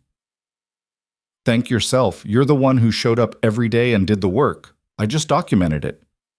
She left the church feeling marginally better, though the 6-month deadline still loomed like a storm cloud. Christmas was in 3 days. She should focus on that. On the small celebration she'd planned with students. On trying to find some joy in the season despite everything. She returned to her room and found Caleb waiting in the hallway. Heard you got the board's letter, he said. News really did travel impossibly fast in this town. I did. And? Probationary status, 6 months, then another inspection. His jaw tightened. They're still making you prove yourself. At least I have 6 months to do it. You shouldn't have to. You've already proven... He stopped, seemed to struggle with something. Can we talk? Somewhere private? They ended up at the schoolhouse, empty and cold in the evening darkness. Alara lit a lamp while Caleb built a fire in the stove. The familiar actions felt oddly domestic. Robert's not giving up, Caleb said once the fire caught. Got a letter from him yesterday. He's convinced the next inspection will find grounds for dismissal. Convinced he can still get James away from here. Can he? Not legally. I'm James's father. I decide where he lives. Caleb's hands clenched. But he can make things difficult, for me, for you, for this whole town if he's determined enough. So what do we do? We? Caleb looked at her, something shifting in his expression. That's the question, isn't it? What are we? The air between them went taut. Alara's heart hammered. I don't know. What do you want us to be? More than this. He moved closer. More than just James's teacher and his father. More than friends who pretend that's all we are. Caleb, I'm in love with you. The words came out rushed, almost angry. I've been trying not to be, telling myself it's too soon after Sarah, that you're too young, that I have nothing to offer except a struggling ranch and a complicated son. But I can't stop feeling it. Alara couldn't breathe. I'm in love with you too. The confession hung in the air between them. Then Caleb closed the distance and kissed her, gentle at first, then deeper, like a man who'd been holding back too long. She melted into it, into him, everything else falling away except the warmth of his mouth and the solid certainty of his arms around her. When they finally broke apart, both breathing hard, he rested his forehead against hers. This complicates things, he said. Everything's already complicated. True. He pulled back enough to look at her. But if Robert finds out, if anyone finds out before you're on solid ground with the board, he could use it against you.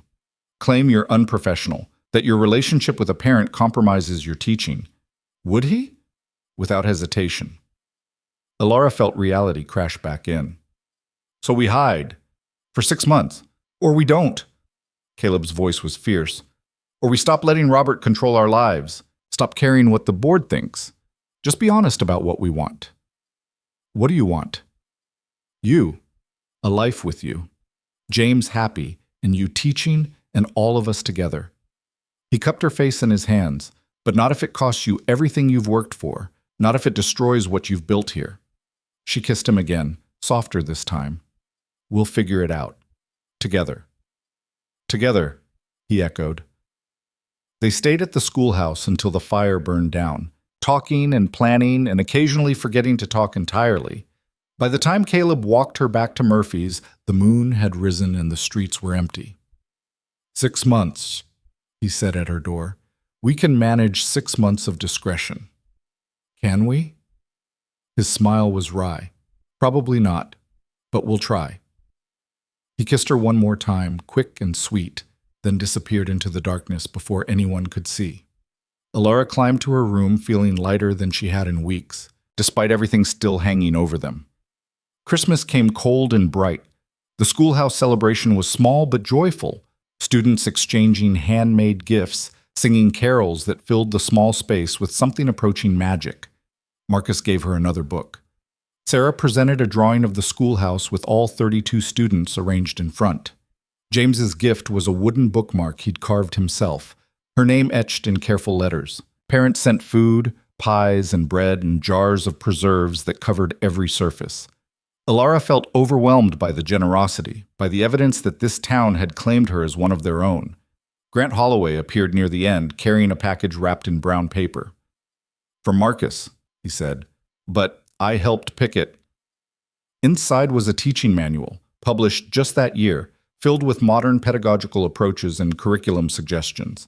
Exactly the kind of resource she needed. "Thank you," she said. Grant nodded awkwardly. "You've done right by my boy. Figured I owed you more than just a vote." After everyone left, Alara sat alone in the schoolhouse, surrounded by gifts and the lingering warmth of community. 6 months ago, she'd stood in this same spot, desperate and alone, convinced she'd failed before she'd even begun. Now she belonged. Imperfectly, precariously, but genuinely. The door opened. Caleb entered carrying a basket. "Thought you might be hungry, Mrs. Murphy mentioned you skipped dinner." "You talked to Mrs. Murphy?" "She cornered me at the general store, gave me this basket, and told me to make sure you ate." Then she winked. He set the basket down. "I think she knows." "About us?" "About everything. Woman's got eyes like a hawk." They ate together in the firelight, bread and cheese and apples that tasted sweeter than they had any right to. Talked about small things, James's progress, spring planting, whether Marcus would actually apply to university like he'd been discussing. "He should," Alara said. "He's smart enough." "He is, thanks to you." "Not just me. He did the work." "You gave him reason to." Caleb took her hand. "That's your gift. Making people believe they're capable of more than they thought possible. I'm not that remarkable." "You are. You just don't see it yet." He squeezed her hand. "But you will. 6 months from now, when the next inspector comes and can't find anything wrong because there isn't anything wrong. When Robert finally gives up and goes back east. When you're so established here that no one can remember what the town was like before you arrived. You sound very certain." "I am, because I've watched you refuse to quit even when everything seemed impossible. If that's not remarkable, I don't know what is." They sat in comfortable silence as the fire burned low. Outside, snow began to fall again, soft and steady, covering the world in white. Alara leaned against Caleb's shoulder and let herself imagine the future he'd described. 6 months turning into a year, then 5, then a lifetime. Teaching these children and their children after them. Building something permanent in this place that had once seemed so hostile. "I love you," she said quietly. "I love you too." He kissed the top of her head. "We'll make this work, whatever it takes." She believed him. Not because the path ahead was clear. It wasn't. Not because the obstacles had disappeared. They hadn't. But because for the first time in her life, she wasn't facing uncertainty alone. They had 6 months to prove the board wrong. 6 months to solidify her position beyond any question. Alara had survived worse odds before. She'd survive these too. Winter deepened into January, then February, each day a careful dance between what Alara wanted and what she knew was wise. She and Caleb saw each other in stolen moments, brief conversations after school, walks that looked accidental but weren't, glances that lasted a fraction too long. They were careful, painfully so. But Copper Ridge was small, and people noticed things. Mrs. Murphy noticed first, of course. She'd catch Alara staring out the window at precisely the time Caleb's wagon passed by, or she'd mention casually at breakfast that some folks thought the school teacher and the writer-widower made a handsome pair. Alara would deflect, change the subject, pretend her heart wasn't hammering at the implication. Dot noticed too, though she had the grace not to say anything directly. Just gave Alara knowing looks when Caleb lingered too long at the general store, asking questions about supplies he clearly didn't need. Even the students began to pick up on something. Sarah asked one day if Miss Whitmore thought Mr. Ryder was handsome. Alara had stumbled through an answer about how that wasn't appropriate to discuss, which only made Sarah grin wider. "It's okay," the girl had said. "Everyone thinks you'd be good together. Even Marcus said so." The secret felt less like protection and more like a pressure building toward explosion. March brought the first real warmth, snow melting into mud that made the walk to school treacherous. Alara's students grew restless with approaching spring, attention wandering toward windows that showed lengthening days and the promise of freedom. She adapted her lessons, took them outside when possible, turned arithmetic into surveying exercises and literature into dramatic readings performed under the pale sky. Marcus had been accepted to a university back east, a scholarship based on an essay he'd written about frontier education and its value despite resource limitations.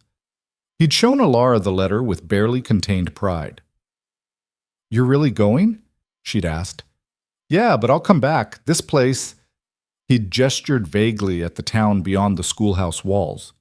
"It's home. Just need to see what else is out there first." Grant had been simultaneously proud and terrified, emotions warring across his weathered face whenever the subject came up. Alara had found him outside the schoolhouse one afternoon, clearly waiting for her. "Wanted to ask your opinion," he'd said, "about Marcus leaving." "He should go. He's ready." "But what if he changes? What if he goes back east and decides this life isn't good enough anymore?" Alara had understood the real question underneath. What if I lose him the way I lost her? Then he changes. People do. But trying to keep him here by holding him back won't preserve who he is. It'll just make him resent what could have been. Grant had nodded slowly. "You always this wise? Or is it just when I need to hear it? I'm not wise, I'm just young enough to remember what it feels like to have people try to make your decisions for you."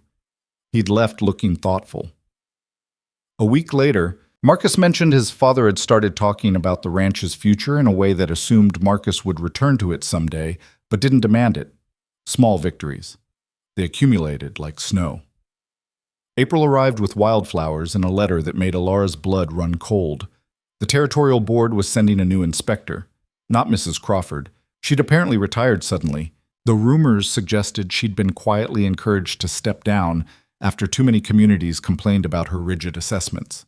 The new inspector was a man named Charles Brennan, and he'd arrived the first week of May. 3 weeks to prepare. 3 weeks to make absolutely certain there was nothing he could criticize, no weakness he could exploit, no excuse to recommend her dismissal. Alara threw herself into preparation with an intensity that worried everyone around her. She reorganized the entire classroom, updated every record, created detailed lesson plans for a month in advance. She barely slept, surviving on coffee and determination and the growing fear that 6 months hadn't been enough time after all. Caleb found her at the schoolhouse late one night, surrounded by papers, eyes red from exhaustion. "You're going to make yourself sick," he said. "I have to be perfect." "You're already perfect." "I'm not. There are gaps in my lessons. Students who are still struggling with concepts they should have mastered, discipline issues I haven't fully resolved. Alara." He knelt beside her chair, took her hands. "Every teacher has those things. You're not being judged against perfection. You're being judged against competence, and you exceed that by miles. You don't know that. Brennan might find something Crawford missed, might see flaws then we'll deal with it, together." He squeezed her hands. "But destroying yourself trying to achieve impossible standards won't help anyone." She wanted to believe him, wanted to let go of the fear that had been building since that first rejection from Grant, that voice that whispered she'd never be enough no matter how hard she tried. "I'm scared," she admitted. "I know. But you're also the bravest person I've ever met. You came to a town that didn't want you and made them see your worth. You fought for a job people said you couldn't handle and proved them wrong every single day. This inspection? It's just one more battle, and you've won every other one. What if this is different? Then we adjust, but I don't believe it will be. I believe Brennan will see what everyone else in this town already knows. that you're exactly the teacher these children need." She leaned into him, letting his certainty steady her. They sat like that until the lamp burned low, not talking, just being together in the quiet darkness. When Caleb finally left, Ilara felt fractionally better. Not confident, but at least not drowning. She gathered her papers, blew out the lamp, and walked back to Murphy's through streets that smelled like spring and possibility. Charles Brennan arrived on a Tuesday, a slight man with wire-rimmed spectacles and a nervous energy that seemed entirely at odds with Mrs. Crawford's rigid severity. He introduced himself to the school board, then appeared at the schoolhouse Wednesday morning with an apologetic smile. "Miss Whitmore, I hope I'm not disrupting your schedule too much." "Not at all. We're prepared for observation." "Excellent. Though I should mention I'm less interested in perfect performances than authentic teaching. I found that teachers who stage elaborate shows for inspectors often can't maintain that level of engagement daily." Ilara didn't know whether to be reassured or more nervous. "So you want to see a normal day?" "Exactly. Warts and all." His smile was genuine. "Education is messy. If it's not, someone's probably faking it." He settled into the back corner with a small notebook and proceeded to observe. Ilara taught her planned lessons, trying not to modify anything for his presence. A dispute broke out between two younger students about whose turn it was to clean the slates. She mediated, using it as an impromptu lesson about fairness and compromise. Brennan wrote something down. She tried not to imagine what. During mathematics, Marcus challenged her approach to a problem. Instead of shutting him down, she invited him to present his alternative method. He did, and it turned into a productive discussion about multiple paths to the same answer. More notes. At lunch, Brennan asked if he could speak with some students individually. Ilara agreed, stomach churning, as he led them outside one by one. She couldn't hear the conversations, could only watch through the window as children talked, and Brennan listened intently. James was last. When he came back inside, Ilara couldn't read his expression. "How was it?" she asked quietly. "He asked if I was happy here, if I felt like I was learning." James looked up at her with his father's serious eyes. "I told him yes, to both." "What else did he ask? If you ever got frustrated, if you yelled, if you treated everyone fairly?" James hesitated. "I told him you get frustrated sometimes, but you don't yell, and that you're the fairest person I know." Ilara's throat tightened. "Thank you. I just told the truth." The afternoon passed in a blur of lessons and observation. Brennan watched everything, not just her teaching, but how students interacted with each other, how they approached problems, whether they seemed engaged or just going through motions. At dismissal, he thanked her for her time and said he'd return Thursday to observe more classes and review her records. Then he'd meet with the school board Friday evening to deliver his assessment. 2 more days of scrutiny, 2 more days of waiting. Thursday was harder than Wednesday. Brennan asked to see her lesson plans, her student assessments, her methodology for handling different learning levels in one classroom. He questioned her decisions with genuine curiosity rather than criticism, but each question felt like a test she might be failing. "Why do you teach history through discussion rather than lecture?" he asked. "Because lecture assumes students are empty vessels waiting to be filled. Discussion acknowledges they already have experiences and perspectives that inform how they understand the past, and if their perspectives are wrong, then we examine why they think that way, what evidence shaped their understanding, where the gaps are. That teaches critical thinking, not just memorization of approved narratives." Brennan wrote something. Ilara forced herself not to ask what. He interviewed parents Thursday afternoon. Ilara wasn't present, but she heard about it afterward from multiple sources. Dot reported that he'd asked pointed questions about student progress and parental satisfaction. Grant mentioned that Brennan had seemed particularly interested in how Marcus had changed over the school year. And Caleb, when he found her that evening, said Brennan had asked whether James seemed happy. "What did you tell him?" "That my son loves school for the first time in his life, that he talks about lessons at dinner, that he's reading books I never thought he'd tackle." Caleb's expression was troubled. "He also asked about us." Ilara's heart stopped. "What?" "Asked if there was a personal relationship between you and me. Said someone had mentioned we spent time together." "What did you say?" The truth. That we're friends. That you've been good for James, that... He stopped, started again. I didn't lie, Alara. I didn't tell him everything, but I didn't lie. She felt panic rising. This is it. This is how Robert wins. He must have written to Brennan, planted suspicions. Or someone in town mentioned it innocently, and Brennan's just being thorough. Caleb gripped her shoulders. Don't assume the worst yet. How can I not? If he thinks I'm unprofessional, if he reports that I'm involved with a parent, then we deal with it, together, like we said. But the fear had already taken root. That night, Alara barely slept, playing out scenarios where Brennan's report condemned her for inappropriate relationships, where the board had no choice but to dismiss her, where everything she'd built crumbled because she'd been foolish enough to fall in love. Friday dawned gray and cold, unseasonable weather that matched her mood. She taught mechanically, aware of Brennan in the back row making his final notes. Students sensed her tension and grew quieter than usual, even the normally boisterous ones subdued. At dismissal, Brennan approached her desk. Thank you for your cooperation this week, Miss Whitmore. I have everything I need for my report. When will the board meet? 7 o'clock at the church. I'll present my findings then. He hesitated. For what it's worth, you should know that I went into this expecting to find significant issues. Mrs. Crawford's report was quite damning. Alara's stomach dropped. And I'll save my assessment for the board, but I wanted you to know I came here with a critical eye. Whatever I report tonight, it's not from any bias in your favor. She couldn't decide if that was reassuring or terrifying. The hours between dismissal and 7 o'clock stretched like torture. Alara tried to eat but couldn't, tried to rest but paced instead. Dot found her at the general store, pretending to examine fabric she had no intention of buying. You're going to wear a hole in my floor, Chica, Dot said. Sorry, I'm just terrified. I know, we all are. Dot's expression was unusually gentle. But Alara, whatever happens tonight, you've already won. You changed this town, changed these children. No board decision can erase that. It can erase my ability to keep doing it. Maybe, or maybe it can't.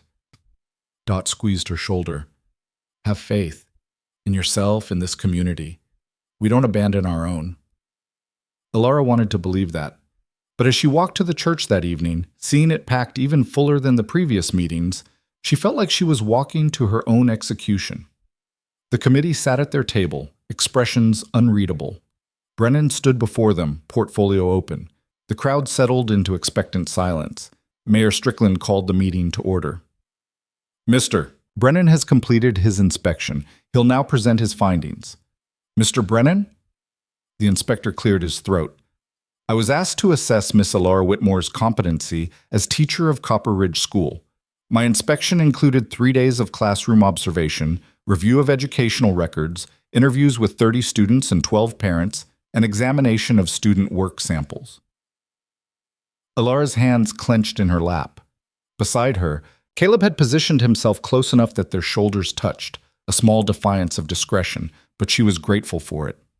Mrs. Crawford's previous report raised concerns about pedagogical approach, classroom management, and Miss Whitmore's youth and experience. Brennan continued. I found those concerns to be largely unfounded. The room exhaled collectively. Alara felt dizzy. Miss Whitmore employs modern teaching methods that encourage critical thinking and student engagement. While unconventional by traditional standards, these methods produce measurable results. Student assessments show marked improvement across all age groups in reading, mathematics, and written composition. More significantly, students demonstrate analytical skills and intellectual curiosity rarely seen in frontier schools. Brennan flipped through his notes. Regarding classroom management, I observed a teacher who maintains discipline through respect rather than fear. Students are well behaved, not because they're intimidated, but because they're genuinely interested in learning. The few disruptions I witnessed were handled with fairness and used as teaching opportunities. He paused, looked directly at Alara. As for concerns about Miss Whitmore's youth and experience, I find them irrelevant. Age is not a predictor of teaching competence. Dedication, adaptability, and genuine care for student welfare are. Miss Whitmore demonstrates all three in abundance. Alara couldn't breathe. Was this really happening? However, Brennan said, and her heart plummeted, I do have concerns I must address. Here it came. The condemnation. The end. It has come to my attention that Miss Whitmore may have a personal relationship with Caleb Ryder, parent of one of her students. I asked Mr. Ryder about this directly, and he acknowledged they are friends who spend time together outside of school hours. The room went absolutely still. Alara felt every eye turn toward her and Caleb. Such relationships can present ethical complications, Brennan continued. However, I found no evidence that this friendship has impacted Miss Whitmore's professional judgment. James Ryder is treated no differently than other students. His grades reflect his actual performance, not favoritism. And multiple parents confirmed that Miss Whitmore maintains appropriate boundaries with all families. He closed his portfolio. Personal relationships between teachers and parents are not inherently problematic. They only become so when they compromise educational integrity. I found no such compromise here. Alara's vision blurred with tears she refused to let fall. Therefore, my recommendation is unequivocal. Miss Alara Whitmore should be retained as teacher of Copper Ridge School. Her probationary status should be removed, and she should be offered a permanent contract. Furthermore, I recommend the Territorial Board formally commend her work as an example of effective frontier education. The church erupted, people talking, some applauding, others still processing. Alara sat frozen, unable to fully believe what she'd just heard. Caleb's hand found hers under the cover of her skirt. She gripped it like a lifeline. Mayor Strickland banged his gavel. Order! We need to vote on Mr. Brennan's recommendation. All in favor of removing Miss Whitmore's probationary status and offering permanent employment? Every committee member's hand rose without hesitation. Unanimous. Miss Whitmore, congratulations. You're now officially and permanently our teacher. The applause was deafening. Alara stood on shaking legs as people swarmed her. Parents, students, townspeople who'd barely spoken to her before but now wanted to shake her hand and offer congratulations. She accepted it all numbly, still half convinced she'd wake up and find it was a dream. Grant appeared through the crowd, Marcus beside him. Well done, Grant said simply. You earned this. Thank you for everything. Don't thank me. Thank yourself for being too stubborn to quit when I gave you every reason to. His smile was wry. Best mistake I ever made, rejecting you that first day. How do you figure? Because if I'd hired you immediately, you wouldn't have had to fight. And if you hadn't had to fight, you wouldn't have proven just how remarkable you are. Sometimes we need obstacles to discover what we're capable of. Marcus rolled his eyes. He's been practicing that speech all week. Doesn't make it less true, Grant said. They moved on, replaced by more well-wishers. Finally, the crowd thinned enough that Alara could breathe. She found Caleb waiting near the door, James asleep against his shoulder. Can we talk? He asked quietly. They walked to the schoolhouse through darkness that felt different now, not threatening, but full of possibility. Caleb laid James on one of the benches, covered him with his coat, then turned to Alara. Brennan knew about us, he said. He did. And he didn't care. He said it didn't compromise my teaching. Because it doesn't. Caleb moved closer. So the question is, do we keep hiding, or do we stop pretending this is just friendship? Alara's heart hammered. What are you asking? I'm asking if you'll marry me. The words hung in the air between them. Alara stared at him, trying to process whether she'd heard correctly. Caleb, I know it's fast. I know there are 100 reasons to wait, but I've already lost time I can't get back with Sarah. I don't want to lose more time being cautious when I already know what I want. He took her hands. I want you. I want James to have you as a mother, not just a teacher. I want to build a life together, officially, without hiding or pretending. People will talk. Let them. They're already talking anyway. The board just gave you permanent employment. They can't take it back because you got married. His smile was slightly crooked. Unless you're concerned about scandal, in which case we'll wait a respectable amount of time, 6 months, a year, whatever you need. I don't need time. The certainty surprised her. I need you. I've needed you since, I don't even know when. Since you first spoke up for me, maybe. or since you looked at me like I mattered when everyone else saw someone disposable. You were never disposable. I know that now because you taught me." She moved closer until they were breathing the same air. "Yes." "Yes?" "Yes, I'll marry you. Yes to all of it." He kissed her then, deep and thorough, like a promise sealed. When they broke apart, both were smiling. "When?" he asked. "Soon. Next month. Before Marcus leaves for university. He should be here for it." "Agreed. Small ceremony?" "Very small. Just people who matter." They stood there in the dark schoolhouse, planning a future that had seemed impossible 6 months ago. James stirred on the bench, and Caleb went to check on him. Alara watched them together, this man and his son who'd become hers in every way that mattered. The wedding happened on a Saturday in late May, wildflowers blooming across the hills and the sky impossibly blue. Reverend Morris performed the ceremony in the church with maybe 30 people in attendance. Students and their families, Dot and Mrs. Murphy, Grant and Marcus, and half a dozen others who'd become important in Alara's life. She wore a simple dress that Dot had helped her make, cream-colored with lace at the collar.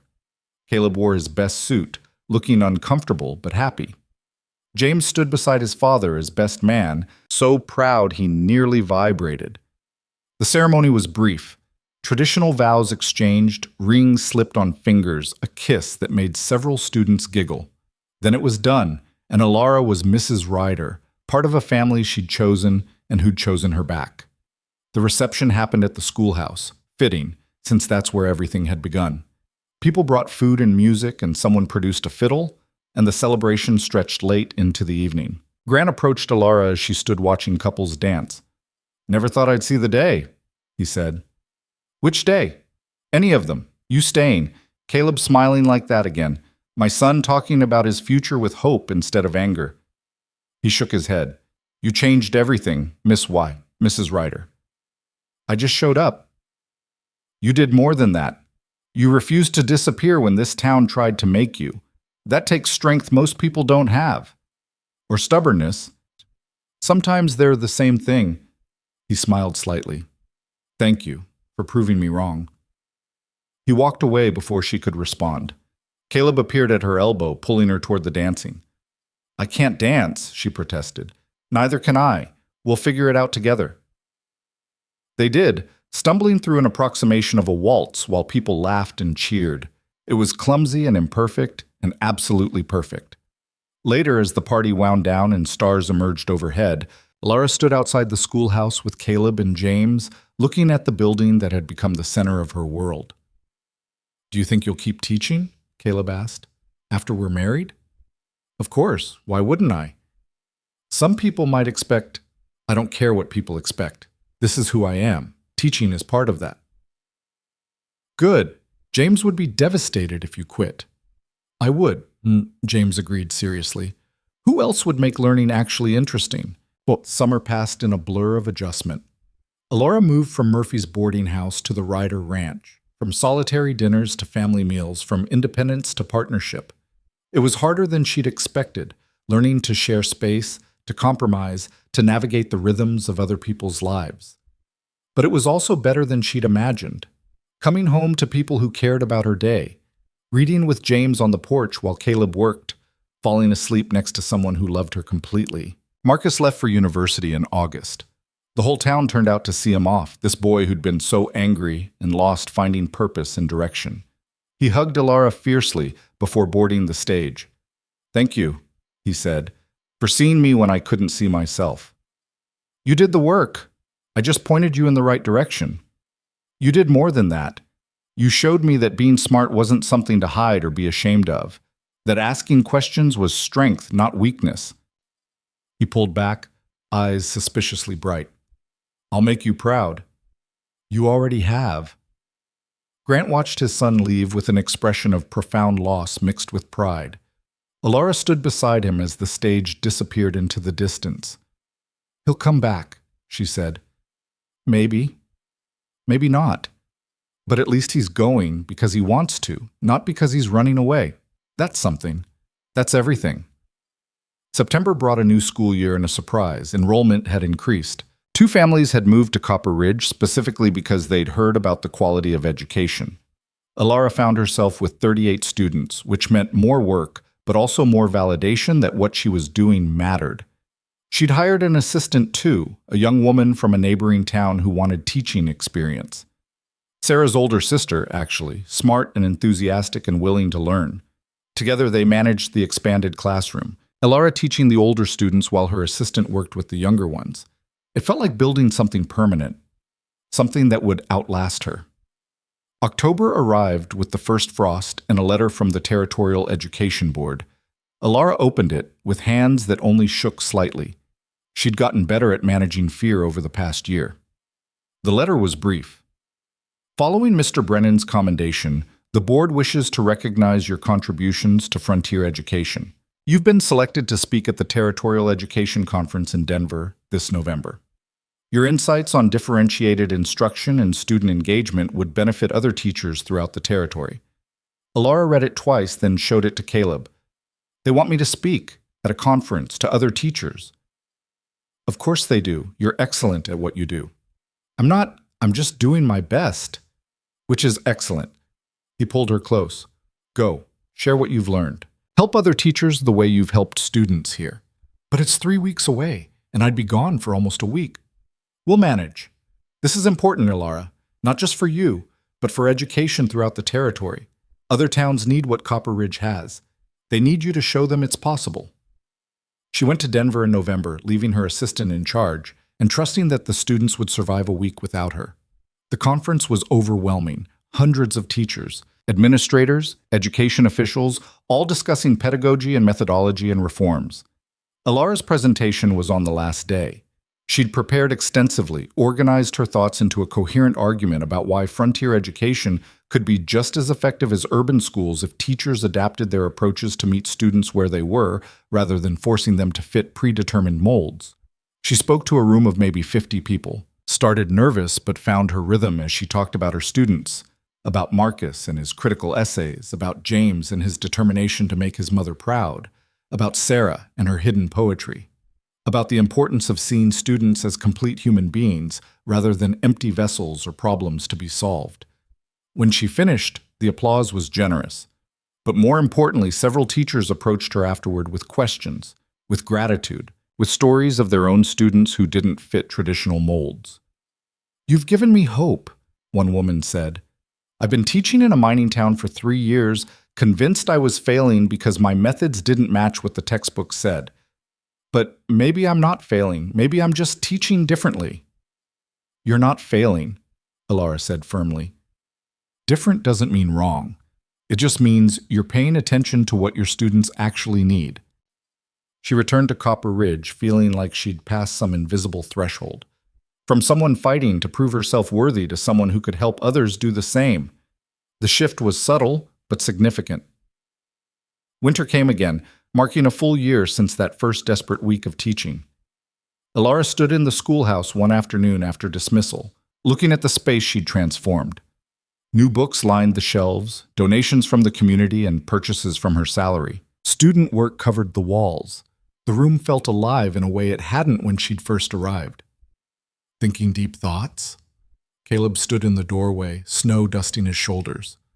Just remembering, a year ago I was terrified, convinced I'd fail. And now? Now I know failure was never really the risk. The risk was not trying at all, not showing up, not fighting for something that mattered. He moved closer, wrapped his arms around her from behind. You've built something remarkable here. We've built it, this whole town. She leaned back against him. I couldn't have done any of it alone. Maybe not, but you started it. You had the courage to stay when staying seemed impossible. They stood like that as the light faded outside, two people who'd found each other in the most unlikely circumstances and built something real from it. Spring arrived early that year, snow melting weeks before expected. Alara discovered she was pregnant in March, the news simultaneously thrilling and terrifying. She told Caleb over dinner while James practiced his reading at the table. I'm going to have a baby. Caleb's fork clattered against his plate. Yes. When? October, the doctor thinks. James looked up, eyes wide. I'm going to have a brother or sister? You are. The boy's whoop of excitement could probably be heard in the next county. He jumped up, hugged Alara fiercely, then ran outside to tell the horses. Caleb just stared at her, expressions cycling through shock and joy and something that looked like fear. Are you happy? She asked. I'm terrified and thrilled, and he stood, pulled her into his arms. Mostly, I'm grateful. For you, for this. For second chances I didn't think I deserved. You deserve everything good, she said against his chest. So do you, and I'm going to spend the rest of my life making sure you know that. She taught through the spring and summer, her body changing in ways that made students whisper and giggle. She addressed it directly one day, explaining pregnancy in clinical terms that satisfied their curiosity and turned it into an impromptu biology lesson. By August, she was large enough that standing for long periods became difficult. Her assistant took over more of the daily teaching, while Alara supervised and handled planning. It wasn't ideal, but it worked. The baby came early, in late September during the first week of the new school year. Labor was long and difficult in ways that made Alara understand viscerally what Sarah Ryder had faced, what her own mother had survived. But finally, after hours that felt like years, she held her daughter, tiny and red-faced and absolutely perfect. They named her Sarah, after Caleb's first wife. It felt right, honoring the woman whose loss had made space for Alara's arrival, while acknowledging that both women had shaped James and Caleb into who they were. Alara returned to teaching 6 weeks later, bringing Sarah with her to the schoolhouse in a basket that sat beside her desk. Students were fascinated by the baby, gentle in ways that surprised her. Even the older boys would stop by the basket between lessons to make sure she was still sleeping peacefully. She's lucky, James said one afternoon, watching his sister with protective devotion. She gets to grow up knowing you're her mom from the start. You're her brother. That's just as important. I know, I'm going to be the best brother ever, going to teach her everything. He did too.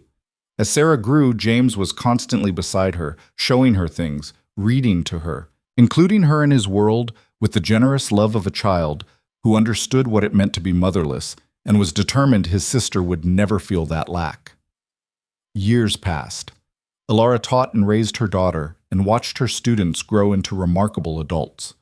Marcus returned from university with a law degree and opened a practice in Copper Ridge, bringing modern ideas about justice and equality to a town that was slowly changing. Sarah, her student, not her daughter, became a teacher herself, taking a position in a neighboring settlement and writing letters to Alara asking for advice. James grew tall and serious, helping his father on the ranch but never losing his love of learning. He'd read books in the barn, discussed philosophy over dinner, asked questions that had no easy answers. More children came, a son 2 years after Sarah, then another daughter. The house grew loud and chaotic and full of life. Alara juggled teaching and motherhood with varying degrees of success, sometimes failing at both, often succeeding at neither, occasionally managing to do well at one or the other. But she never quit, never disappeared, never let the difficulties convince her she didn't belong. And the town grew around her, new families arriving, old families expanding. The schoolhouse had to be rebuilt larger to accommodate 60 students. They hired 2 more teachers, both trained by Alara, both carrying forward her methods and philosophy. Grant Holloway died when Alara was 35.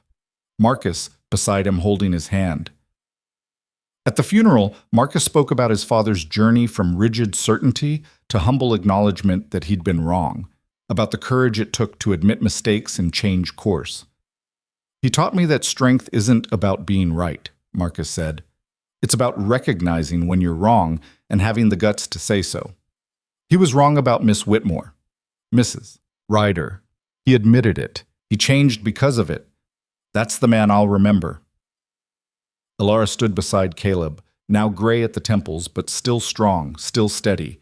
Their children clustered around them, Sarah at 15, bookish and thoughtful. Thomas at 13, full of energy and questions. Elizabeth at 11, quiet, but observant. James stood with Marcus, 23 now and engaged to be married. He'd chosen to stay in Copper Ridge, to work the ranch his mother had loved. But he'd done it as a choice, not an obligation, and that made all the difference. After the funeral, Alara found herself at Grant's grave, looking at the stone that marked where he'd be buried beside his wife. "Thank you," she said quietly, "for being wrong about me, for admitting it, for showing everyone else it was possible to change their minds." A hand settled on her shoulder. Marcus stood beside her, eyes red but composed. "He told me once that rejecting you was the best mistake he ever made," Marcus said, "because it meant you had to fight, and fighting made you stronger, made all of us stronger." He said something like that to me too, years ago. He meant it. Used to say that sometimes the best thing you can do for someone is refuse to make their path easy. Let them prove to themselves what they're capable of. Alara thought about that, about the struggle and fear and determination that had shaped her first year in Copper Ridge, about how different she'd be if Grant had simply hired her immediately, if she'd never had to fight for her place. "Maybe he was right," she said. "Maybe we do need obstacles to discover our strength. But we also need people who eventually stop being obstacles and start being allies," Marcus countered. He did that too, stepped aside when his doubts were proven wrong. That mattered. They walked back to the church together, joining the reception where people shared stories about Grant, his stubbornness, his eventual wisdom, his deep love for his son that he'd never quite known how to express. Caleb found Alara in the crowd. "You okay?" "Yeah, just thinking about beginnings and endings, how they're all connected." Heavy thoughts for a funeral reception. Grant would appreciate it. He liked when people thought deeply about things. She smiled slightly, even when he disagreed with their conclusions. That night, lying in bed with Caleb's arm around her and the house quiet except for creaking wood and distant wind, Alara thought about the years that had passed, about the girl who'd stepped off a stagecoach with $3 and desperate hope, about the woman she'd become, teacher, wife, mother, member of a community that had tried to reject her and ended up claiming her instead. She thought about all the students who'd passed through her classroom, carrying pieces of what she'd taught them into their own lives, about the teachers she'd trained and the conference presentations she'd given, about the small but significant ways she'd changed education in this corner of the territory. But mostly she thought about belonging, about how it wasn't something you could demand or even earn through merit alone. It was something you built day by day, moment by moment, through showing up and trying and refusing to disappear when things got hard. Copper Ridge hadn't wanted her, but she'd wanted Copper Ridge, and through sheer stubborn determination, she'd made that want mutual. The place that rejected her had become the place that proved her worth, not because she'd changed to fit their expectations, but because she'd stayed herself long enough for them to recognize that their expectations had been wrong all along. That was the lesson, she realized. Not that persistence always wins, not that fighting always works, but that sometimes the things worth having are the things you have to prove you deserve, even when the proving seems impossible. And in the proving, you discover exactly who you are. Caleb stirred beside her. "Can't sleep?" "Just thinking." "About?" "About how I almost gave up that first week. How close I came to taking the next stage out and admitting defeat." "But you didn't." "No, because something in me refused to accept that one person's rejection defined my worth." She turned to look at him in the darkness. "Thank you for being one of the people who saw past the surface, who gave me a chance when I needed it most. Thank you for being worth the chance." He kissed her forehead. "Now sleep. Tomorrow's another day of shaping young minds and terrifying parents with your dangerous ideas about critical thinking." She laughed softly and closed her eyes, surrounded by the life she'd built from nothing but determination and hope. Outside, Copper Ridge slept under stars that had watched this whole improbable journey. A town that had measured worth in years, learning to measure it in courage instead. A young woman who'd arrived with nothing proving that true wisdom wasn't earned by time, but revealed through the choice to keep fighting even when the fight seemed lost. The story would be told for generations, though the details would change, grow embellished, take on the weight of legend. But the truth at its center would remain. That a 22-year-old woman with no frontier experience and every reason to quit had refused to disappear, had stood in the face of rejection and doubt and said simply, no. And in that refusal, she'd changed everything. Not just for herself, but for every person who'd ever been told they weren't enough. For every child who'd sit in her classroom and learn that worth isn't about fitting expectations. It's about having the courage to exceed them. That was Alara Whitmore's legacy. Not perfect, not smoothly achieved, but earned through sweat and tears and the stubborn insistence that she belonged in a place that had tried very hard to convince her she didn't. She'd proven them wrong, and in doing so, she'd proven to herself exactly what she was capable of. Everything.